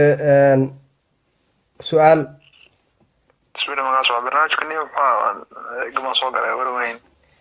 waxaan ka hadlaynay idaacadda qeybta afka Soomaaliga BBC da shaqaalaheeda oo la dagaalamaya halganka ogaadeen ka jira oo hor istaagay in laga sii daayo abaaraha iyo daacuunka dhulka haysta. waraysi bay iga qaadeen marka way sii dayn waayeen. iyagaanu ka hadlaynay marka aragtida dad walba Soomaalida yaan ra'yi ka qaadayn. wallahi kuwan BBC da kuwan isku dhibayeen kuwan tuug way BBC da. ay ma dhegeysta adu? BBC da waa dad tani aan fiicnayn waa dadkaas. maxaad ka aaminsan tahay marka miyaad dhegeysataa miyaad ku xidhan tahay warkan nimankaas maartay? weligay ma dhegeysanin BBC waxa sheegaysa. iyagaad u nacday miya? weligay BBC ma dhegeysanin VOA da dhantay. waad mahadsan tahay dad badan khadka noogu jira saaxiib aad baan kuu salaamayaa. ayaga u nacay just one day. waad mahadsan tahay. hay salaam calaykum. waad aragtaa dad badan oo iska cadhaysan baa jira oo runtii asalaamu calaykum. haa nabadoone marka khadka waa u go'ay waan ku soo noqday mar labaad. nin baa kaa gooyey marka raalli haw soco intaan lagaa goyn. marka waxaan rabay inaan hal su'aal laba su'aalood inaan macnaha dadka u sheego hadii la kula Soomaaliyeed waxaad madani oo wuxuu yiri ninkii wartaladii badan laba tilaabo dhaxdood soo tala kaagama biirto. sax. Soomaalidu waxaad moodaa inay hadda macnaha hadii la ku riyo hadda ku cusbiyeen maanta dhasheen waxaan ugu wacan jahliga waxa la yiraahdaa in ugu wacan jahligu hadduu shakhsigu jahli ku weynaado waxa weeye wax kasta uu iskaga hadlayaa. eraygu waxaa jira erayo laga xishoodo oo lagu hadal. sax. magacan ogaadeen ya maxal ma laga duwo dhulka ma laga waxeeyo dadkan leh. sabankii dawladda Soomaaliya ee Afrika ugu quwad weyneed maxay ku guul dareysatay maxay ku burburtay alaanka maxaa Soomaaliya halka dhigay waa dalka ay ku duushay iyo magaca khaladka Soomaali galbeed. Soomaali galbeed ma bixin dalalkan aynu joognay hadii la kulay qaaradaha aan magac bay u bixiyeen magacii bay ku ogaayeen. ugaas inaga daa ra'yi waxa ka hadlaynay hadda media ka hadlaynay dhibaatada ku hayaan qadiyada Soomaalida ogaadeen iyo maartay arrimaha xuquuqul insaanka. marka kuwaas aragtidooda inaga daa maxaad adigu ka dhibanaysaa oo ra'yiya? aragtidooda waxaan ka dhibanayaa ay sheegay qoladan hadii la kulay wariyaasha iyo kulay horta qoladan ay sheegay awaafka dheer ee macnaha BBC iyo waxyaalahan ay sheegaan aanu ma dhageystaba oo kulay dadka dhageysta miyi waxa ugu dambeysay 2004 ay ugu dambeysay dhageysi aan ka dhageysto BBC waayo BBC-du waxay noqotay in sheegay waa riyaalaad bay noqotay riyaalaad ku shubo macnaha ii sheegay biribeerkii soomaaliya oo kale noqotay marka wuxuu markuu hadduu dhuuni noqdo oo dhuuni ku shaqaynahayana inaad ka gudubtaa fiican taas waa midda inagu ma caddayn karo inay dhuuni tahay laakiin waxaan inagu ma caddayn karo ugaas meesha ku dambeeya waa la ogaa inagu ma caddayn karo inay dhuuni qaataan laakiin waxaan caddaynaynaa inay qadiyadda kasoo horjeedaan oo ay maaragtay ay la dagaalamayaan taasaan caddaynaynaa macnaha way jirtaa cawka waa dheer hadii la kala loogu jeclaa dadka Soomaalida ugu jeclaayeen cawkana meesha lagu dilay waa la yaqaan waa la ogaa dadka dilan waa la ogaa wayna ku dangaareen ku kasta ninkii qeyrkii loo xiro adiguna soo qoysaa la yiri ku kastana uu ku daba jiraa ka hadda shaqaynaya berita markii lagu dangaaro waa ii sheegay Ethiopia u dambaysa oo kulli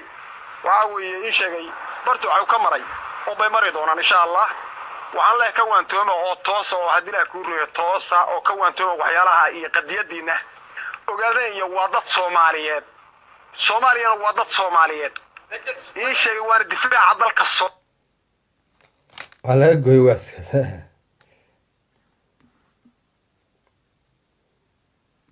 السلام عليكم وعليكم السلام ورحمة الله تعالى وبركاته وصل نقطي هذه صار نقطة مرينية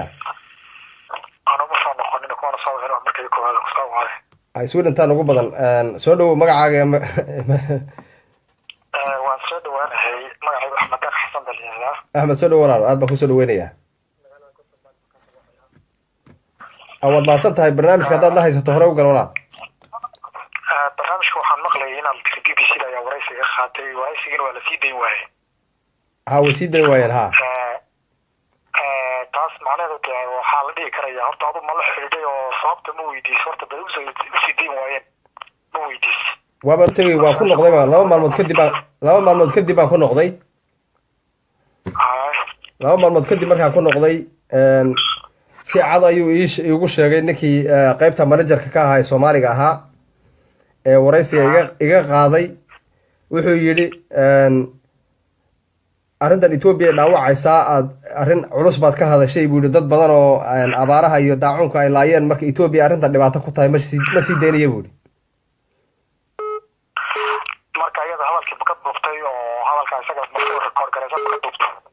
waan haynaa laakiin goorteeda iyo xilli baan la sugaynaa marka looyarada iyo xilligooda la sugaynaa maartay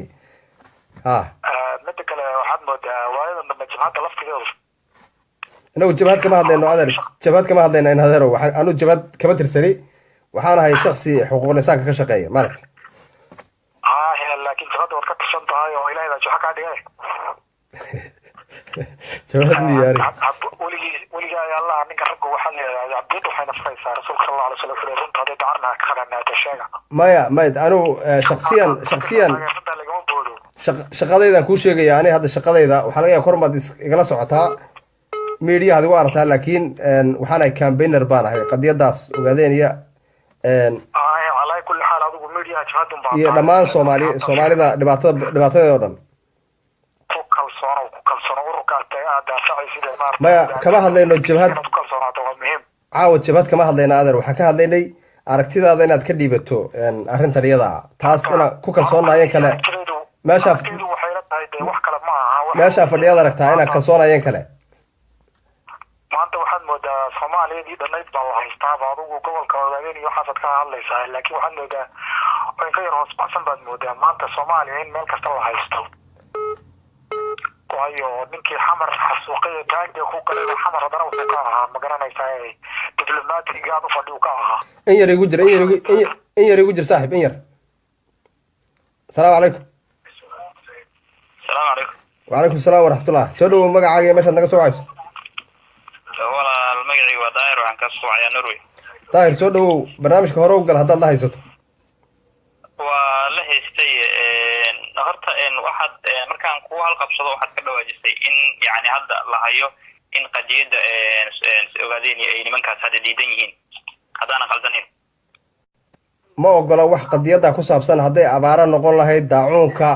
arrimaha bini'aadanimada inay sii daayaan ma ogola wax ku saabsan waddankaaba marka intaas aan kaga halqabsado haddan mawduuca galaya marka walaale sida macna international saas oo ah sida ugu yara jir sida ugu jir saaxiib wax yar ugu jir wax yar asafiya soo dhawo walaal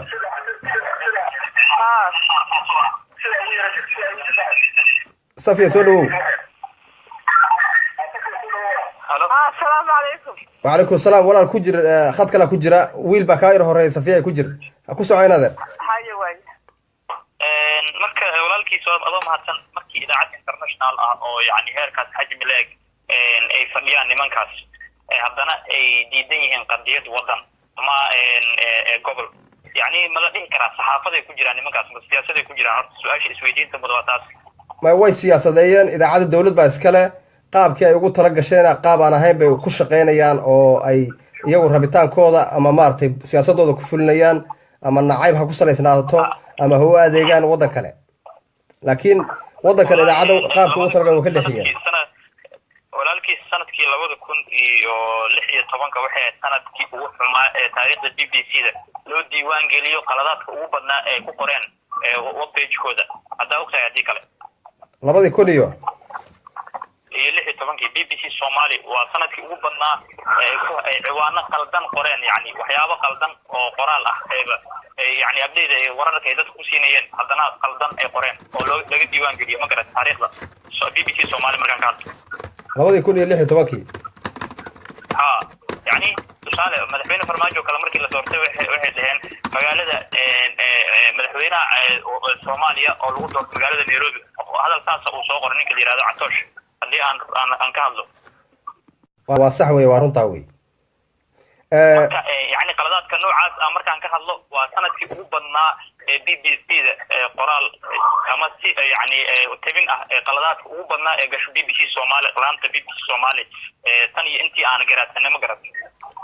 aad baad mahadsan tahay waa information fiican weey walaal aad baad mahadsan tahay in waan ka ogahay inta kalena waa adaan noogu daray marka waana ka hadalnaa hadda koor anagoo gruuba dhalinyaro yani BBC waxay ahayd wax Soomaali ay yani international Soomaalidan laga dhageysto oo yani macluumaadka lagala socdo laakiin markii dambe BBC waxay noqotay moogtahay xoogaa dhan iskaga badan marka inaan hadda qabyaalad ahaan ama si kale u hadalna marna farta cidna ku durimayna laakiin hadiiba Soomaalinimada ay meel yar Allah ka dhigay ka soo horjeedaan nimankaas BBC maanta waa laga baxay update maahan wararkii Facebookida laga helaa daqiiqad idaacadaha kala ka badan oo 24 saac yani idaacad saacadii 24 saac lagu mar soo galaysa cid u fadhinaysa male laakiin iyaga ku sumcad beelaya ma garatuna aad baad mahadsan tahay safiya aan gudbaya safiya soo dhawow. السلام عليكم حمزة وعليكم السلام. وعليكم السلام ورحمة الله أدبا كو سلام يا دكتور سودو. أديك بهذا قصة حيبة waxaan jeclaan lahaa horta arrinta aad ka hadlayso Soomaalida waxba isaga khaldan BBC waa madax banaantahay iyo warbaahinta reer galbeedka iyo baahul la moodo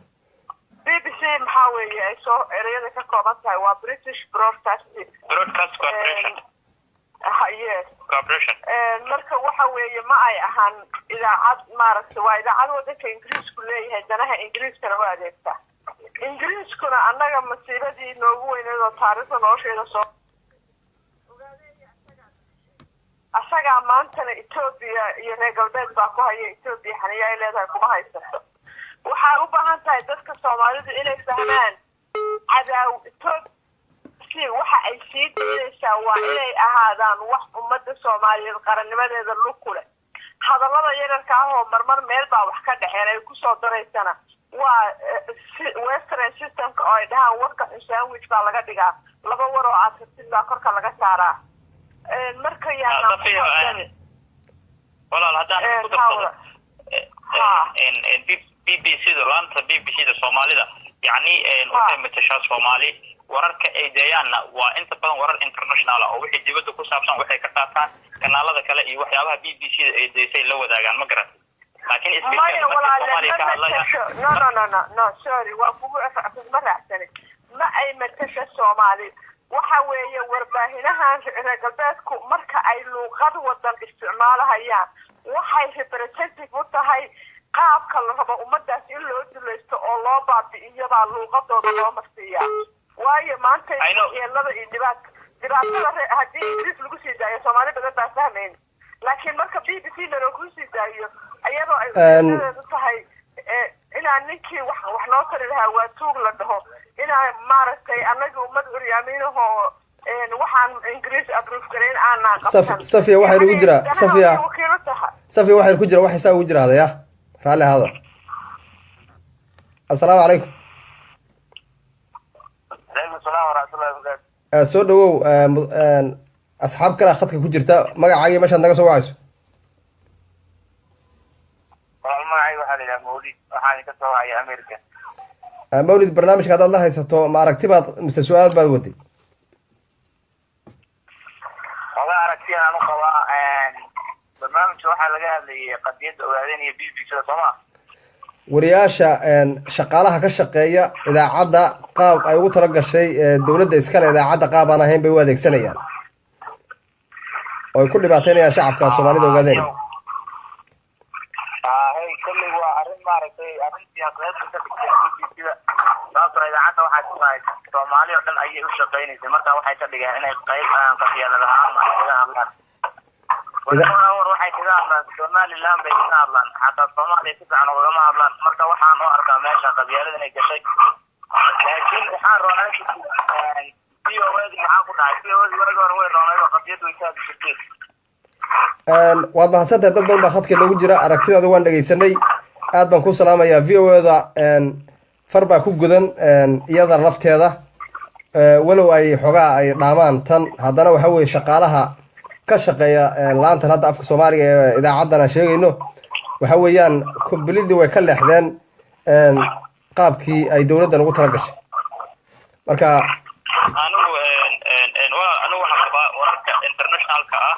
marka laga reebo oo ay yani iyaga loo keeno iyagoo qoran oo ay turjumaan oo soomaali ka dhigaan laakiin soomaali inay ka hadlaan soomaaliya iyaga u madax banaan oo loo madax baneeyay sax wey ha waxay uga hadlaan si dadban iyo si siyaasadeysan iyo si micnaha yaroo daciifnima oo qofkii yidhahdo waxaas iide iyo waxaan hoos samey iyo sida waa meesha lala yaabo 2006 aroos laga soo daayay aroos micnaha ma lacag bay ku qaateen musaacadahay ku dhameeyeen waa wax lala yaabo idaacadda international heerka intaas leeg safiya aroos laga soo daayay safiya soo gal waxa soomaalida ilaahay khayr ha siiyo wuxuu leeyahay qabyaaladii somaliland war somaliland waxa looga hadlaa ma aha wax danta iyo mustaqbalka somaliland u adeegahaya waxa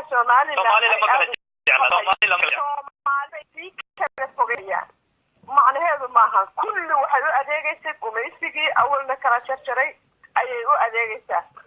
americana of course safiya ingiriis uga tagay america safiya safiya miyaa soo gashay safiyay idaacadda waraysi ana iga qaaday waxa mawduucu ku saabsan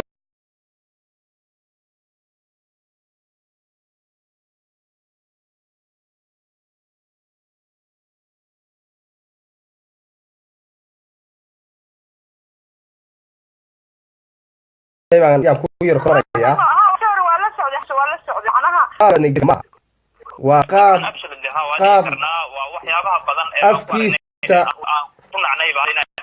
afkiisa ayuu iiga sheegay afkiisa ayuu iiga sheegay ninka manajerka ka ah waxaa ku yidhi inaan la sii daynin wax waddankaa ku saabsan gumaysiga ku jira ma boolisi yaallaa wuxuu yidhi ma aha ee anaa go-aansaday bu laakiin xamsa waxaan am sorry maybisaadu iri waa saxsaneed hadday macnaha waxa loogu madax banaanaysiiyey kama hadli karaan wax miisaan iyo macno samaynhaya madax banaani fuul ama haystaan oo ay waxay rabaan keeni karaan maada laakiin way sii dayn karaan haddaad abaar ka hadlaysid haddaad abaaraha ka hadlaysid wax iska caadi way siyaasad kama hadlaysid moogta laakiin siyaasadeeda ugu dhimi kadhaa maahano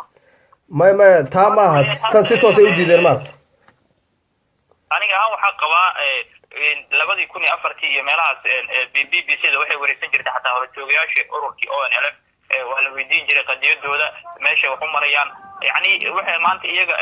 maanta laga horjooga taas maahan iyaga daciifnimadooda iyo dadnimoxumadooda iyo yani karti xumada ku jirta iyo soomaali meeshay ka taagan yihin ayaa taas amaahane cidna ma dhihin qadiyadaas kama hadli kartaan lama dhihin ma garat runtii de safiya de pointigeeda waa pointi jira ma dhinaca dawligay ka hadlaysaa laakiin dhalinyaradan hadda idaacadda ka shaqeynaya si ay u isticmaalayaan anigu waan soo arkay maalin dhan baan la joogay nin baa yimid intaan meesha joogay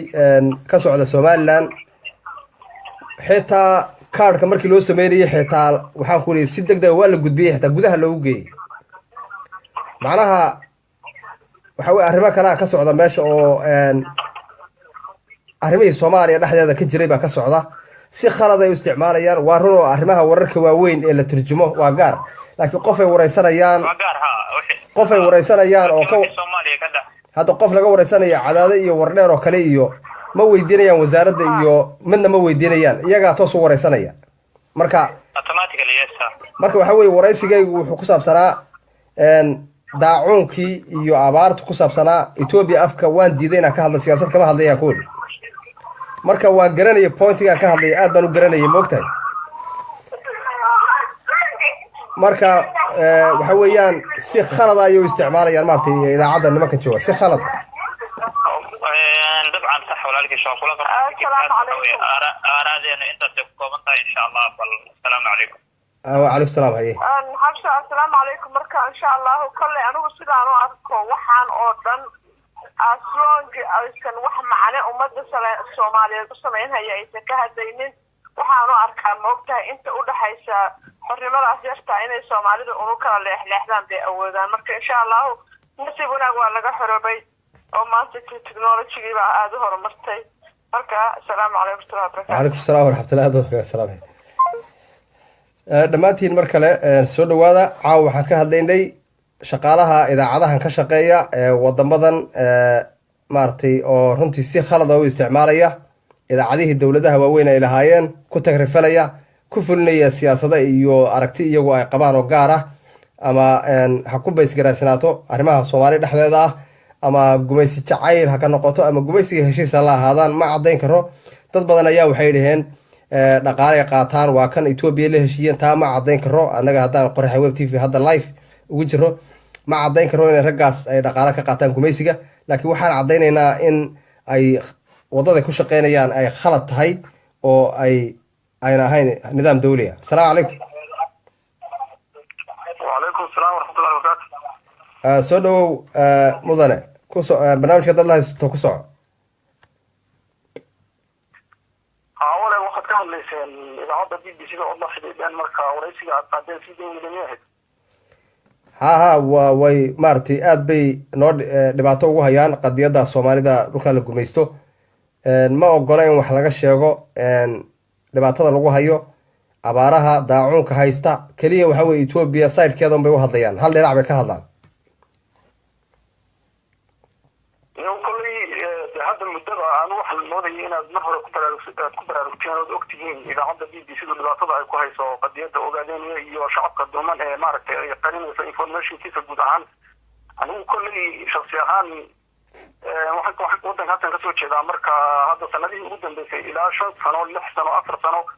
muddo dhanba waxaan anigu aan indhaha ku hayay inay maaragtay hay'adaamo badan iyo maaragtay ay ku hayaan waddankaas iyagoo weliba sheeganaya inay maaragtay idaacaddu tahay idaacad af Soomaaliya ku hadasho oo ummadda Soomaaliyeed af Soomaaliya ku hadasho dhammaantood meel kasta joogaan adduunka matasha ayay haddana maaragtay dana shakhsiga u adeegsanayaan markasta aad baad u mahadsan tahay waa aragti fiican waad la socotay xogaal baad tahay marka keligoodna ma aha iyo kuwo kale oo af Soomaali ku hadla haddii aniga meelaha wadamada aan ku noolahay oo kale ay ku noolaan lahaayeen ama xafiisyo ku lahaan lahaayeen waxaan la tigaa maaragtay dacwad ayaan la tiigsan lahaa sharcigana waan ku kala bixi lahayn laakiin idinka laftiinu gaabis baa tihiin inaad maaragtay hadda aabalaashaan oo tidhahaan xafiis baana laga soo xiray waa mid maaragtay xaggiina dhaliil aad ku leedihiin waad mahadsan tahay waa arrin jirta weeyaan marka intaasaan kusoo gabagabeynaya waadna mahadsantihiin aad baad u mahadsan tahay walaal daawadayaal mid baan idin cadeynayaa waxa caawa aan idaacaddan ama barnaamijkan aan u qabanay waxa weeyaan inaan cadeyno ma aha inaan eedeynayno idaacaddaas BBC-da ay leedahay dowladdan UK waxaan eedeynaynaa oon ku cadeynaynaa shaqaalaha ka shaqeeya si khalada inay u isticmaalayaan si khalada ayay u isticmaalayaan oo ay hal dhinac ugu shaqeynayaan markii aan xog u kuurgallay oon inay siyaasadda waddanka tahay iyo qaabka loo abuuray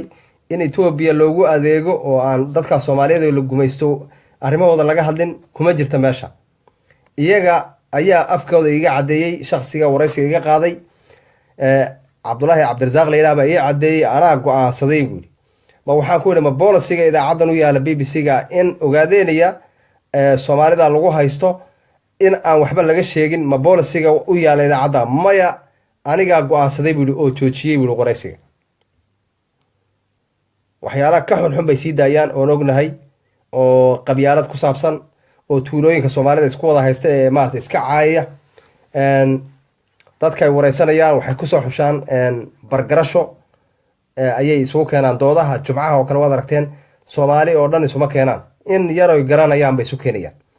marka waa khalad inaan ka hadlo si gaara weli group maana ka hadlin laakiin iyaga ayaa waxay sameynayaan misuse bay sameynayaan idaacaddii dhannayd ee dowladdan weyn leedahay ayay si khalad u isticmaalayaan marka dhammaantiin waan idin salaamaya meel kastoo joogtaan barnaamijka waa soo gebagabeyneynaa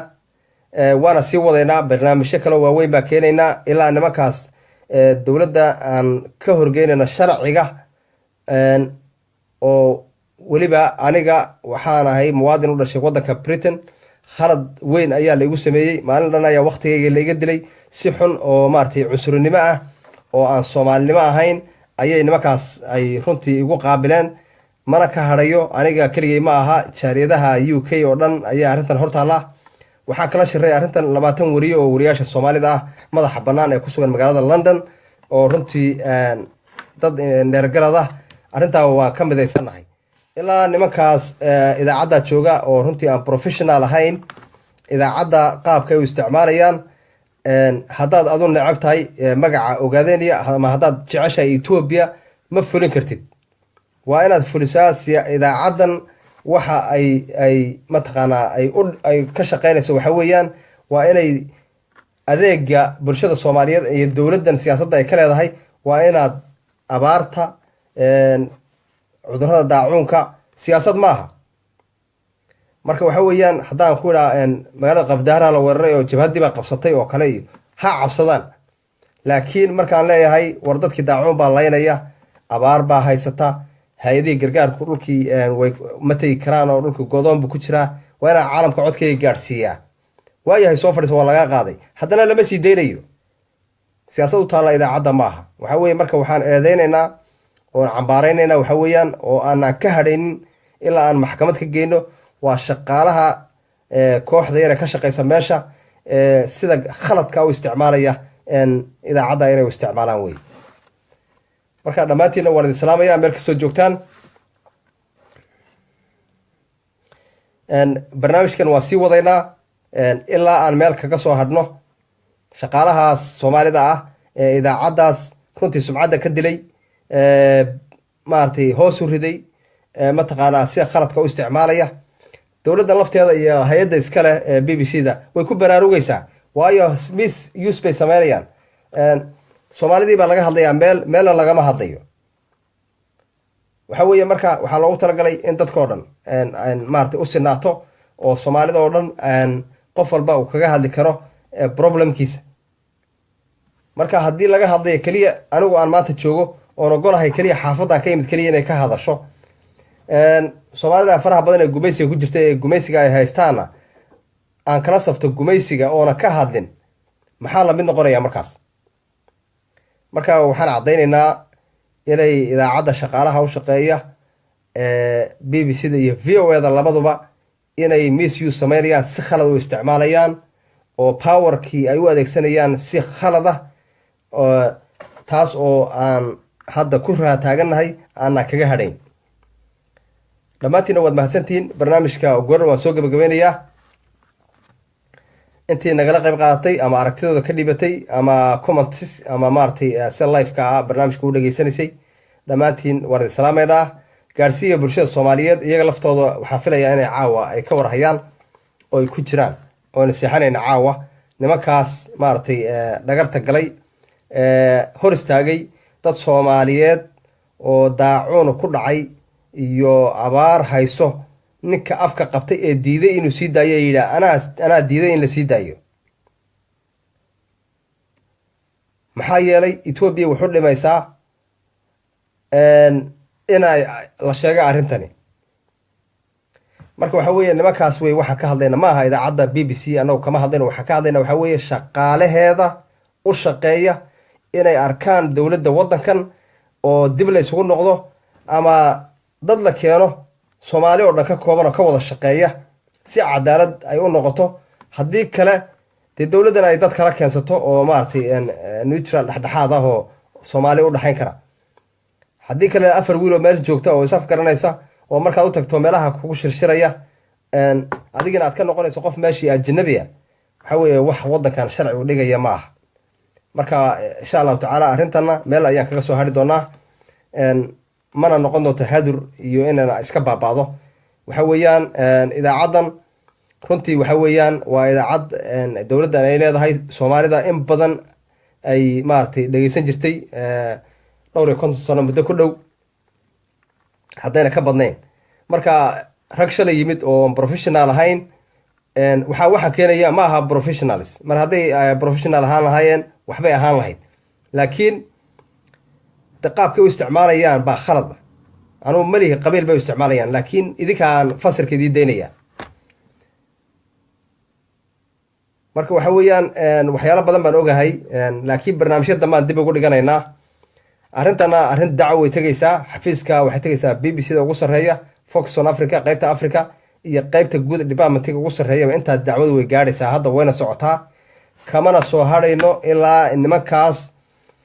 idaacadda laga kaxeeyo oy ka tagaan haddii kale ay qaab professionala c v-gooda dib loogu noqdo dib loo baadho wariyanimadooda khaladkan ay sameeyeenna lagu qaado oo maaragtay lagu charge gareeyo dhammaantiina waan idin salaamayaa meel kasoo joogtaan asalaamu calaykum waraxmatullaahi wabarakaatu barnaamijyadeena dambe ayaan insha allahu tacaala ku wada soconaynaa ogaada markaa arrimaha xuquuqul insaanka ayay ahayd barnaamijkeenan wuxuu ahaa arrin humanitarianka ku saabsan sidaba haddii arrin xuquuqul insaan qofku hor istaago wuxuu noqonayaa arrin maaragtay dembiyay lamid noqonaysaa marka barnaamijka saasuu ku salaysnaa marka waan idin salaamaya dhammaantiin asalaamu calaykum mar kale waalaikum raxmatullahi wabarakaatu